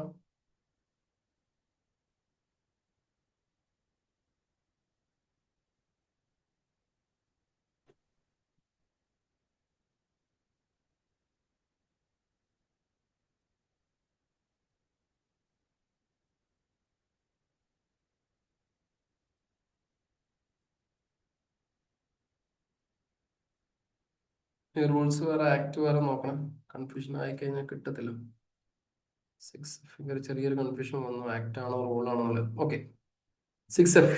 ഈ 6Fനകത്ത് വിശദമായിട്ട് എന്തൊക്കെയാണ് ആരൊക്കെയാണ് എന്നുള്ളത് വിശദമായിട്ട് പറയണ്ടേ. Every person caring legal medical engineer profession നേരത്തെ പറഞ്ഞതിന്റെ ഒന്നുകൂടി ഒരു എക്സ്പ്ലനേഷൻ എന്നുള്ള രീതിയിൽ വേണമെങ്കിൽ ശ്രദ്ധിക്കാം. ഇതിനകത്ത് ആരൊക്കെയാണ് എന്തൊക്കെയാണെന്ന് പറയുന്നതിനെ കുറിച്ചിട്ട് വിശദമായിട്ട് പറയുന്നുണ്ട്. ഇനി ഇതിൽ തന്നെ ആക്ടറൊക്കെ ഫിലിം ആക്ടേഴ്സ് ഒക്കെ ഇതിനകത്ത് പെട്ടിട്ടോ. ഫിലിം ആർട്ടിസ്റ്റ് എന്ന് പറഞ്ഞു കഴിഞ്ഞാൽ എന്താണ് എന്നൊക്കെ വിശദമായിട്ട് ഇതിന്റെ താഴത്ത് നോക്കിയാൽ അതിന്റെ എക്സ്പ്ലനേഷൻ കിട്ടുമ്പോൾ മനസ്സിലാവും. ആക്ടർ ആകാം, ക്യാമറമാൻ ആവാം, ഡയറക്ടർ ആവാം, അസിസ്റ്റന്റ് ഡയറക്ടർ ഒക്കെ പെടും, മ്യൂസിക് ഡയറക്ടർ പെടും, ഡാൻസ് ഡയറക്ടർ വരും, എഡിറ്റർ, സിംഗർ, ലിറിസ്റ്റ്, സ്റ്റോറി റൈറ്റർ, ഇങ്ങനെയുള്ള വിശദമായിട്ട് നിങ്ങൾക്ക് ഈ സാധനമൊക്കെ തപ്പിക്കഴിഞ്ഞാൽ വിശദമായിട്ട് കിട്ടും. അതുകൊണ്ട് ഈ സാധനങ്ങളൊക്കെ 44A എന്ന് പറഞ്ഞ ആക്ട് ശ്രമിക്കുക, 6F എന്ന് പറഞ്ഞിട്ടുള്ള റൂള് ചെക്ക് ചെയ്യുക. അപ്പൊ നിങ്ങൾക്ക് മനസ്സിലാവും ആരൊക്കെയാണ്, എന്തൊക്കെയാണ് പ്രൊഫഷൻ, എന്തൊക്കെയാണ് ടെക്നിക്കൽ സർവീസ്. ഇത് പറഞ്ഞു കഴിഞ്ഞാൽ ഒരുപാട് പറയാനുള്ളതാണ്. ഞാൻ വിശദമായിട്ട് അതിൻ്റെ ഉള്ളിലേക്ക് ഒന്നും കയറുന്നില്ല. നിങ്ങൾക്ക് കാര്യങ്ങളൊന്ന് ജസ്റ്റ് മനസ്സിലാക്കി പോവാം. 6F 44A ഇങ്ങനെ വന്നു കഴിഞ്ഞാൽ 50,000. ആ ആക്ടും റൂളും എന്താണെന്ന് സാറ് ഒന്ന് പറഞ്ഞു കൊടുത്തിട്ടുണ്ടായിരുന്നു നേരത്തെ. ആക്ട് റൂളൊക്കെ നേരത്തെ പറഞ്ഞിട്ടുണ്ട്. ഈ ഇൻകം ടാക്സിന്റെ സെഷനിൽ ആരെങ്കിലും ചെയ്യുന്നുണ്ടായിരുന്നോ? നമ്മളെ ഒരു ആക്ട് ഉണ്ടാകുന്നത് എങ്ങനെയാണ്, റൂൾ ഉണ്ടാകുന്നത് എങ്ങനെയാണ്, അതിനകത്ത് ഇൻകം ടാക്സിനകത്തും GSTക്കകത്തും എന്തൊക്കെയാണ് വരുന്നത്? ഈ ലോ പഠിക്കുമ്പോൾ നമ്മൾ ആദ്യം പഠിക്കുന്നതാണ്. ഒരു ലോക്കകത്ത് വരുന്ന കാര്യങ്ങൾ, ഒന്ന് ആക്ട് വരും, പിന്നെ റൂള് വരും. ഇതെന്താന്ന് വെച്ചാൽ പിന്നെ പറഞ്ഞുതരാം കേട്ടോ. പിന്നെ വരുന്നത് ഫിനാൻസിന്റെ കൊല്ലത്തിൽ നടക്കുന്ന പരിപാടിക്കില്ലേ, ബഡ്ജറ്റിങ് വരും. ഇപ്പൊ കമ്പനീസ് ആക്ട് ഒക്കെ ആണെങ്കിൽ 1956 വരും, പുതിയ റൂള് വരും. ഇതെല്ലാം പാടെ കേറിയിട്ടുള്ള സാധനം. ഞാൻ ആക്ട് എന്താ റൂൾ എന്താന്നുള്ളത് ഞാൻ പറഞ്ഞുതരാം. ഈ മുൻകാല പ്രാബല്യത്തിൽ, പിൻകാല പ്രാബല്യത്തിൽ എന്നൊക്കെ പറയുന്ന ആ സാധനം കുറച്ചും കൂടി ആക്ടിന്റെ ഭാഗങ്ങൾ പറയുമ്പോൾ ഇൻകം ടാക്സിന്റെ ചെറിയൊരു പോർഷൻ നമ്മൾ ഡിസ്കസ് ചെയ്യും. ചിലപ്പോൾ ITR 1ന്റെ ഫയലിംഗ് ഒക്കെ നമ്മൾ ഡിസ്കസ് ചെയ്യും. അപ്പൊ എന്താണ് ഇൻകം ടാക്സ് എന്ന് പറയുന്നോടത്ത് നമ്മൾ ഈ ആക്ട് റൂളൊക്കെ വിശദമായിട്ട് പറഞ്ഞുതരാം. ആക്ട് എന്താ, റൂൾ എന്താന്നുള്ളത് അത് നമ്മൾ അറിഞ്ഞിരിക്കണം കേട്ടോ. ഇത് നമുക്ക് ചെറിയ ചെറിയ കൺഫ്യൂഷൻ വരും. ഇപ്പൊ എനിക്ക് ഞാൻ 44A എന്നുള്ള സാധനം ആക്ടിനകത്ത് കയറി സെർച്ച് ചെയ്ത് അവിടെ തന്നെ 6F എന്ന് പറഞ്ഞ സെർച്ച് ചെയ്ത് നമുക്ക് കൺഫ്യൂഷൻ ആയി മാറി. അപ്പൊ റൂളും ഞാനത് കാര്യങ്ങളും സാറിന് ചോദിച്ചതെന്ന് വെച്ചാല് നിയമവും ചട്ടവും എന്ന് മലയാളത്തിൽ പറയും. നിയമം എന്ന് പറയുന്നത് ഒരു സംഗതി നടപ്പിലാക്കുന്നതിന് വേണ്ടി ഉണ്ടാക്കിയെടുക്കുന്നതാണ് നിയമം. ആ നിയമം ഇംപ്ലിമെന്റ് ചെയ്യുന്നതിന് വേണ്ടി ഉണ്ടാക്കിയെടുക്കുന്ന ഗൈഡ് ലൈൻസ് ആണ് ചട്ടം എന്ന് മലയാളത്തിൽ പറയുന്നത്. ആളുകൾക്ക് പെട്ടെന്ന് മനസ്സിലാവുള്ളൂ വിചാരിച്ചിട്ടാണ് ഞാൻ ചോദിച്ചത്. വിശദമായിട്ട് തന്നെ ഇൻകം ടാക്സിന്റെ സെഷനിൽ നമുക്ക് അങ്ങനെ വിശദമായിട്ട് പറഞ്ഞു. ഇപ്പൊ അതിനകത്ത് കൂടുതൽ നമുക്ക് വരാത്ത ഇപ്പൊ റൂൾ ആക്ട് എന്താന്നുള്ള സാധനം സെർച്ച് ചെയ്യാൻ പഠിക്കുന്നത് മനസ്സിലാവും. അപ്പൊ GSTന്റെ കുറച്ച് നിയമം വന്നു, അതിനുശേഷം കുറച്ച് ആക്ടുകൾ വന്നു. CGST ആക്ട്, SGST ആക്ട്, ഇങ്ങനെ കൊണ്ടുള്ള കുറെ ആക്ടുകൾ. നമ്മൾ ഇന്ന് കാണുന്ന രീതിയിലുള്ള എവിടുന്ന് പിടിക്കണം, എങ്ങനെ പിടിക്കണം, ആരെ പിടിക്കണം, എപ്പം പിടിക്കണം, എത്ര പെർസെന്റ്, ഇതിങ്ങനെയൊക്കെ പറഞ്ഞത് റൂളിലും ആക്ടിലും. അങ്ങനെ രണ്ടും കാര്യങ്ങളുണ്ട്. വിശദമായിട്ട് പറയാം. നമുക്ക് അത്ര റിലവന്റ് അല്ലാത്തതുകൊണ്ട് നമുക്ക് ഓടിച്ചു പോകാം. ഇതന്നെ നമുക്ക് വേണം തീർക്കാം. ഇപ്പൊ ഈ പറഞ്ഞ കാര്യങ്ങൾ ആക്ടോടെ ചെക്ക് ചെയ്യേണ്ടത്, റൂളോടെ ചെക്ക് ചെയ്യണമെന്ന് കിട്ടില്ലേ? ഡൗട്ടൊന്നുമില്ലല്ലോ. നമുക്ക് 10 മണിന്റെ ഉള്ളിൽ നമുക്ക് ഈ ഫുള്ള് കാര്യങ്ങൾ പറഞ്ഞ് ഞങ്ങൾ ഓടിച്ച് തീർക്കാം. അങ്ങനെ അധികമൊന്നുമില്ല. നേരത്തെ പറഞ്ഞതിന്റെ എല്ലാം ഒരു കണ്ടിന്യൂഷൻ തന്നെയാണ്. ഓക്കെ. അപ്പൊ യൂനിസ് പ്രൊഫഷണൽ ഇതിന് 3 കേസിൽ വേണ്ടെന്ന് പറഞ്ഞു അല്ലേ? വേണ്ടെന്ന് പറഞ്ഞു. ഇനി രണ്ടാമത്തെ കേസ് എടുക്കാം. ഇതേ കേസ് തന്നെയാണ്. യൂനിസിന്റെ ഒരു കമ്പനി. ഇതിൽ തന്നെ എക്സാമ്പിൾ ആയിട്ട് പറയാം. ആദ്യത്തെ കേസിൽ 60,000 പിടിച്ചു. ഇത് A എന്നുള്ള ഒരാള് 60,000 രൂപയാണ്. ഓക്കെ, 60,000 രൂപയാണ് ഇവിടെ വിചാരിക്കാം. രണ്ടാമത്തെ കേസിൽ 50,000 പെർ ഇയർ. ഇതേപോലെ തന്നെ 50,000 പെർ ഇയർ. ലാസ്റ്റ് വൺ കേസിൽ 50,000 പെർ ഇയർ. ഇതിനകത്ത് പിടിക്കണോ വേണ്ടെന്ന് പറഞ്ഞാണ്. പിടിക്കണം. ഇവിടെ പിടിക്കണോ? പിടിക്കണം. ഇവിടെ പിടിക്കണോ? ഇവിടെ പിടിക്കണ്ട. താഴത്ത് പിടിക്കണോ? താഴത്ത് പിടിക്കണോ? താഴത്ത് പിടിക്കണോ വേണ്ടേ? വേണ്ട. ഇനി ഇവിടെ പിടിക്കാൻ ഇവിടുത്തെ ജേർണൽ എൻട്രി എന്തായിരിക്കും? ഇവിടുത്തെ ജേർണലിന്റെ എന്തായിരിക്കും? Professional charges. Professional charge. ഇപ്പൊ സാധാരണ രീതിയിൽ ഈ ഒരു ഹെഡ് കമ്പനികളിലൊക്കെ ഉണ്ടാവുന്നത് ഇങ്ങനെയാണ്. പ്രൊഫഷണൽ ആൻഡ് കൺസൾട്ടിങ് ഫീ എന്നാണ് ഉണ്ടാവാം. ഒരു ഹെഡിന്റെ പേര് പഠിച്ചോളൂ സ്റ്റാൻഡേർഡ് ആയിട്ട്. പ്രൊഫഷണൽ ആൻഡ് കൺസൾട്ടിങ് ഫീ ഇങ്ങനെയൊക്കെയുള്ള ഹെഡുകളാണ് കമ്പനികളിൽ ഉണ്ടാവുക. Consulting fee 60,000. പിന്നെ to better to TDS. Set അല്ലേ? ഓക്കെ, ഈ രീതിയിലാണ് ഇതിന്റെ സാധനങ്ങൾ ഉണ്ടാവുക എന്നുള്ളത് മനസ്സിലാക്കാം. 2A 2B എന്നുള്ള രീതിയിൽ സാധനം സെറ്റ് ചെയ്യും. അപ്പൊ രണ്ടാമത്തെ എക്സാമ്പിള് നമുക്ക് ക്ലിയർ ആയി. ഓക്കെ, ഇനി മൂന്നാമത്തെ സിനാരിയോ നോക്കാം. ഇതിൽ തന്നെ നമുക്ക് എങ്ങനെ എഴുതി പോവാം. മൂന്നാമത്തെ സിനാരിയോ നോക്കാം. ഇവിടെ 60,000 രൂപ പെർ ഇയർ നമ്മൾ കൊടുത്തു. 60,000 രൂപ പെർ ഇയർ കൊടുത്തു. രണ്ടാമത്തെ കേസിൽ 50,001 രൂപ. 50,001 രൂപ.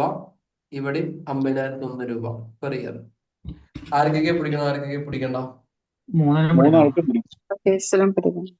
ഇവിടെ പിടിക്കണം, ഇവിടെ പിടിക്കണം, ഇവിടെ പിടിക്കണം. എന്തുകൊണ്ട് പിടിക്കണം? Cross the limit. 50,000 രൂപ പെർ മന്ത് പെർ ഇയർ. ഇതിന്റെ ജേർണൽ എൻട്രി ഞാൻ പറയണോ? വേണ്ടല്ലോ. എത്ര പിടിക്കണം? ആദ്യത്തിൽ എത്ര TDS പിടിക്കണം? 6,000. 6,000 പിടിക്കണം. രണ്ടാമത്തേൽ എത്ര പിടിക്കണം? 5,000 സംതിങ് പിടിക്കണം. മൂന്നാമത്തേൽ എത്ര പിടിക്കണം? 5,000 സംതിങ്. 5,000 സംതിങ് പിടിക്കണം. 5,000 സംതിങ് എന്നുള്ള ആ സാധനം നമ്മൾ അങ്ങനെ ആലോചിച്ചാൽ മതി കേട്ടോ. ഓക്കെ, റൗണ്ട് ഓഫ് 5,000 ആയിപ്പോ.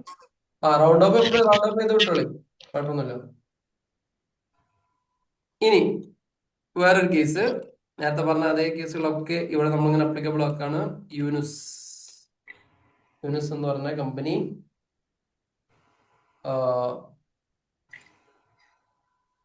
എന്നുള്ള ഒരാൾക്ക് മാത്രമാണ് ചെയ്യുന്നത്.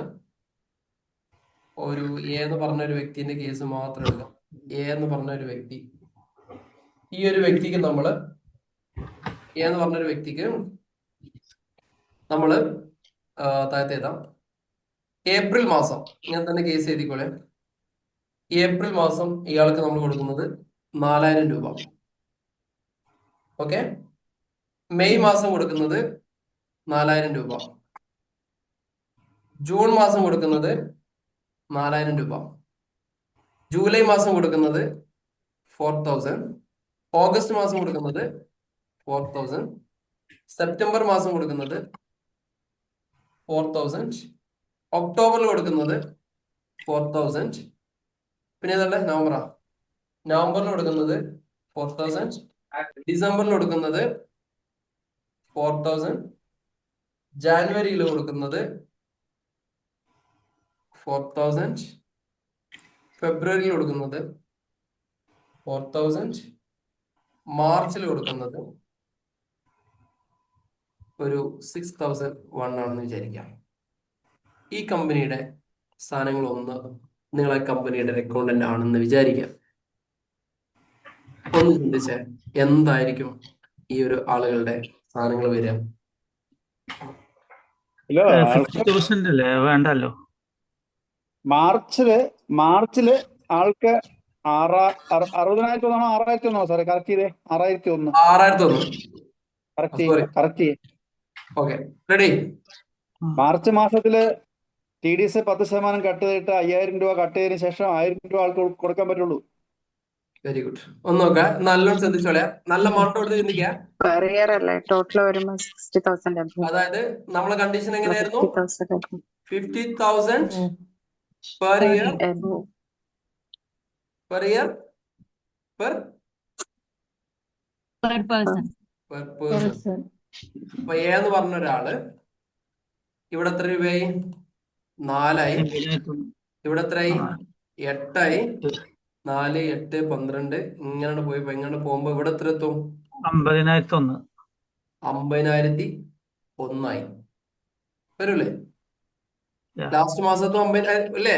ഏക്ക് ആദ്യത്തെ മാസം 4,000, രണ്ടാമത്തെ ദിവസം 8, 12, 16, 20, 24, 28, 32 ഇങ്ങനെ കയറി പോയി മാർച്ച് ആകുമ്പോഴേക്കും മൊത്തം ഇയാൾക്ക് കൊടുത്ത എമൗണ്ട് 50,001 രൂപയാവും.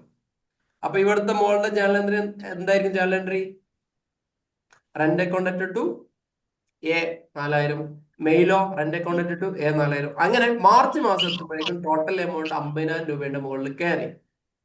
അപ്പൊ നമുക്ക് എന്താ വരിക? റെന്റ് അക്കൗണ്ട് എത്ര വരും? സോറി, റെന്റ് അക്കൗണ്ട് ടു 6000 എന്ന് വരും. ടു എ എത്ര വരും? 6001 വരും അല്ലെ? 6001 വന്നാൽ കറക്റ്റ് ആവുള്ളൂ അല്ലെ? അതെ, 6001 വരും. എക്ക് എത്ര വരും? 1000 എക്ക് വരും. പിന്നെ ടി ഡി എസ് എത്ര വരും? 5000. 5000. നിങ്ങൾ ആലോചിച്ച് നോക്കി, ലാസ്റ്റ് മാസത്തെ കമ്മീഷൻ ഇവനക്ക് എത്ര, ലാസ്റ്റ് മാസത്തെ റെന്റ് എത്ര കിട്ടത്തുള്ളൂ? 1000 രൂപയെ കയ്യിൽ കിട്ടത്തുള്ളൂ. ബാക്കി 5000 രൂപയോട് പോവും, ഗവൺമെന്റിലേക്ക് പോകും. ക്ലിയർ ആയില്ലേ? കമ്മീഷൻ ആണെങ്കിൽ തന്നെ. ആ, ഇങ്ങനെ നമ്മൾ ഇല്ലുസ്ട്രേറ്റ്. അപ്പൊ ഇതൊക്കെ ഈ റിസ്ക് എടുക്കാതൊക്കെ നമ്മൾ എപ്പോഴും ബെസ്റ്റ് പ്രാക്ടീസ് എന്ന് പറയുന്നത് എപ്പോഴും എന്താ? ആദ്യം തന്നെ ഒരു കമ്പനിക്ക് നല്ലൊരു പോളിസി സെറ്റ് ചെയ്യാം. പോളിസി സെറ്റ് ചെയ്തിട്ട് അവിടെ എങ്ങനെ വന്നു കഴിഞ്ഞാലും ഈ സാധനം പിടിക്കും എന്നുള്ള ഈ സാധനത്തിലേക്ക് നമ്മൾ പോയി കഴിഞ്ഞാൽ സെറ്റ് ആയിട്ട് എന്ത് ചെയ്യും? നമുക്ക് വരും. ക്ലിയർ ആയല്ലോ? റെഡി ആണല്ലോ? നമ്മൾ ഏറ്റവും ചെക്ക് ചെയ്യുന്നത് എന്താ? ഓൾവേസ് ചെക്ക് 50,000 രൂപന്റെ മുകളിലുണ്ടോ എന്നുള്ള എന്ത് ചെയ്യാം? നമ്മൾ ചെക്ക് ചെയ്യാം. അങ്ങനെ ഉണ്ടെങ്കിൽ അതിന്റെ ടാക്സ് എന്ത് ചെയ്യാം? നമ്മൾ പിടിച്ചെടുക്കാം. ക്ലിയർ ആയില്ലേ? ഇനി other than individual or HUF എന്ന് പറഞ്ഞ കേസിൽ നമ്മൾ എന്താ ചെക്ക് ചെയ്യേണ്ടത്? 1 crore മുകളിലായിട്ടുണ്ടെങ്കിൽ പിടിക്കണം, ഇല്ലെങ്കിൽ എന്ത് ചെയ്യണ്ട? പിടിക്കണ്ട എന്നുള്ള ഒരു ക്ലോസും കൂടി ഇതിനകത്ത് തന്നെ വരും. ക്ലിയർ ആയില്ലേ? ഇപ്പൊ നമ്മൾ പഠിച്ച ആദ്യത്തെ കേസിൽ 194H ഏതായിരുന്നു? Commission brokerage 20,000 per year per person. രണ്ടാമത്തേത് റെന്റ് 240 ആയിരുന്നു ഇത്രയും കാലം. അത് മാറി എത്രയായി? അത് മാറിപ്പോ എത്രയായി? 50,000 പെർ മന്ത്. എത്ര? 50,000 per month. Per month per year per month ആണ്. അന്ന് ആലോചിക്കണം. റെന്റിന്റെ കേസിൽ ചെറിയ വ്യത്യാസമുണ്ട്. അതിൽ കൂടെ തന്നെ 194 IB എന്ന് പറഞ്ഞ ഒരു സെഷനും കൂടി നമ്മൾ എന്തായി? മനസ്സിലാക്കി പോയി. പിന്നെ വരുന്നത് 194J ആണ്. J എന്ന് പറയുമ്പോൾ ജഡ്ജ്മെന്റ് ഓഫ് പ്രൊഫഷൻ. ഈ പ്രൊഫഷന്റെ ഫീസ് വരുന്നത് 50,000 രൂപ. ഇത്രയും കാലം 30,000 ആയിരുന്നു. നിങ്ങൾ എല്ലാവരും പഠിച്ചിട്ടുണ്ടാവും 30,000 കേസ് തന്നെ ആയിരിക്കും. കാരണം ഒരുപാട് കാലം അത് തന്നെയായിരുന്നു. ഓക്കെ, ഒരുപാട് കാലം അതായതുകൊണ്ട് നമ്മൾ അറിയാണ്ട് ആ സാധനങ്ങൾ അങ്ങനെ നമ്മളത് ഒരുപാട് തലയിൽ കയറ്റി പോയിട്ടുണ്ടാവും ആ കേസുകളൊക്കെ അങ്ങനെ. അപ്പൊ ഇതിന്റെ മുമ്പ് എന്തിനാ നമ്മൾ പറയണതെന്ന് വെച്ച് കഴിഞ്ഞാൽ, ഇതിന്റെ മുമ്പത്തെ സെഷൻ ഇപ്പൊ നമ്മൾ പുതിയൊരു കമ്പനിയിൽ ജോയിൻ ആയി വന്നു എന്ന് വിചാരിച്ചോളി. പഴയ സാധനങ്ങളൊന്നും ഈ കമ്പനി ചെയ്തിട്ടില്ല. അങ്ങനെയാണെങ്കിൽ പഴയ സാധനത്തിൽ കൂടെ അടിച്ചുവിടണം, പുതിയ സാധനത്തിൽ കൂടെ അടിച്ചുവിടണം. അതിന്റെ മുമ്പത്തേക്കൊന്നും നമ്മൾക്ക് പോകാനുണ്ടാവില്ല. അതുകൊണ്ടാണ് ലാസ്റ്റ് എങ്ങനെയാണ് അതിനെങ്ങനെയാണ് എന്നുള്ളത് എന്ത് ചെയ്യണത് നമ്മൾ വിശദമായിട്ട് പറഞ്ഞു പോയത്. ഇനി 94H കുറിച്ചോ അതിനെക്കുറിച്ചോ J കുറിച്ചോ കൺഫ്യൂഷൻസ് ഒന്നും ഇല്ലല്ലോ? സെറ്റ് അല്ലേ? വിശദമായിട്ട് പഠിച്ചില്ലേ? ഇനി നമുക്ക് റെന്റും സാലറിയും കാര്യങ്ങളൊക്കെ ഉണ്ട്. ഇനി നമ്മൾ ഒരുപാട് പറഞ്ഞാൽ ബോറടിക്കും.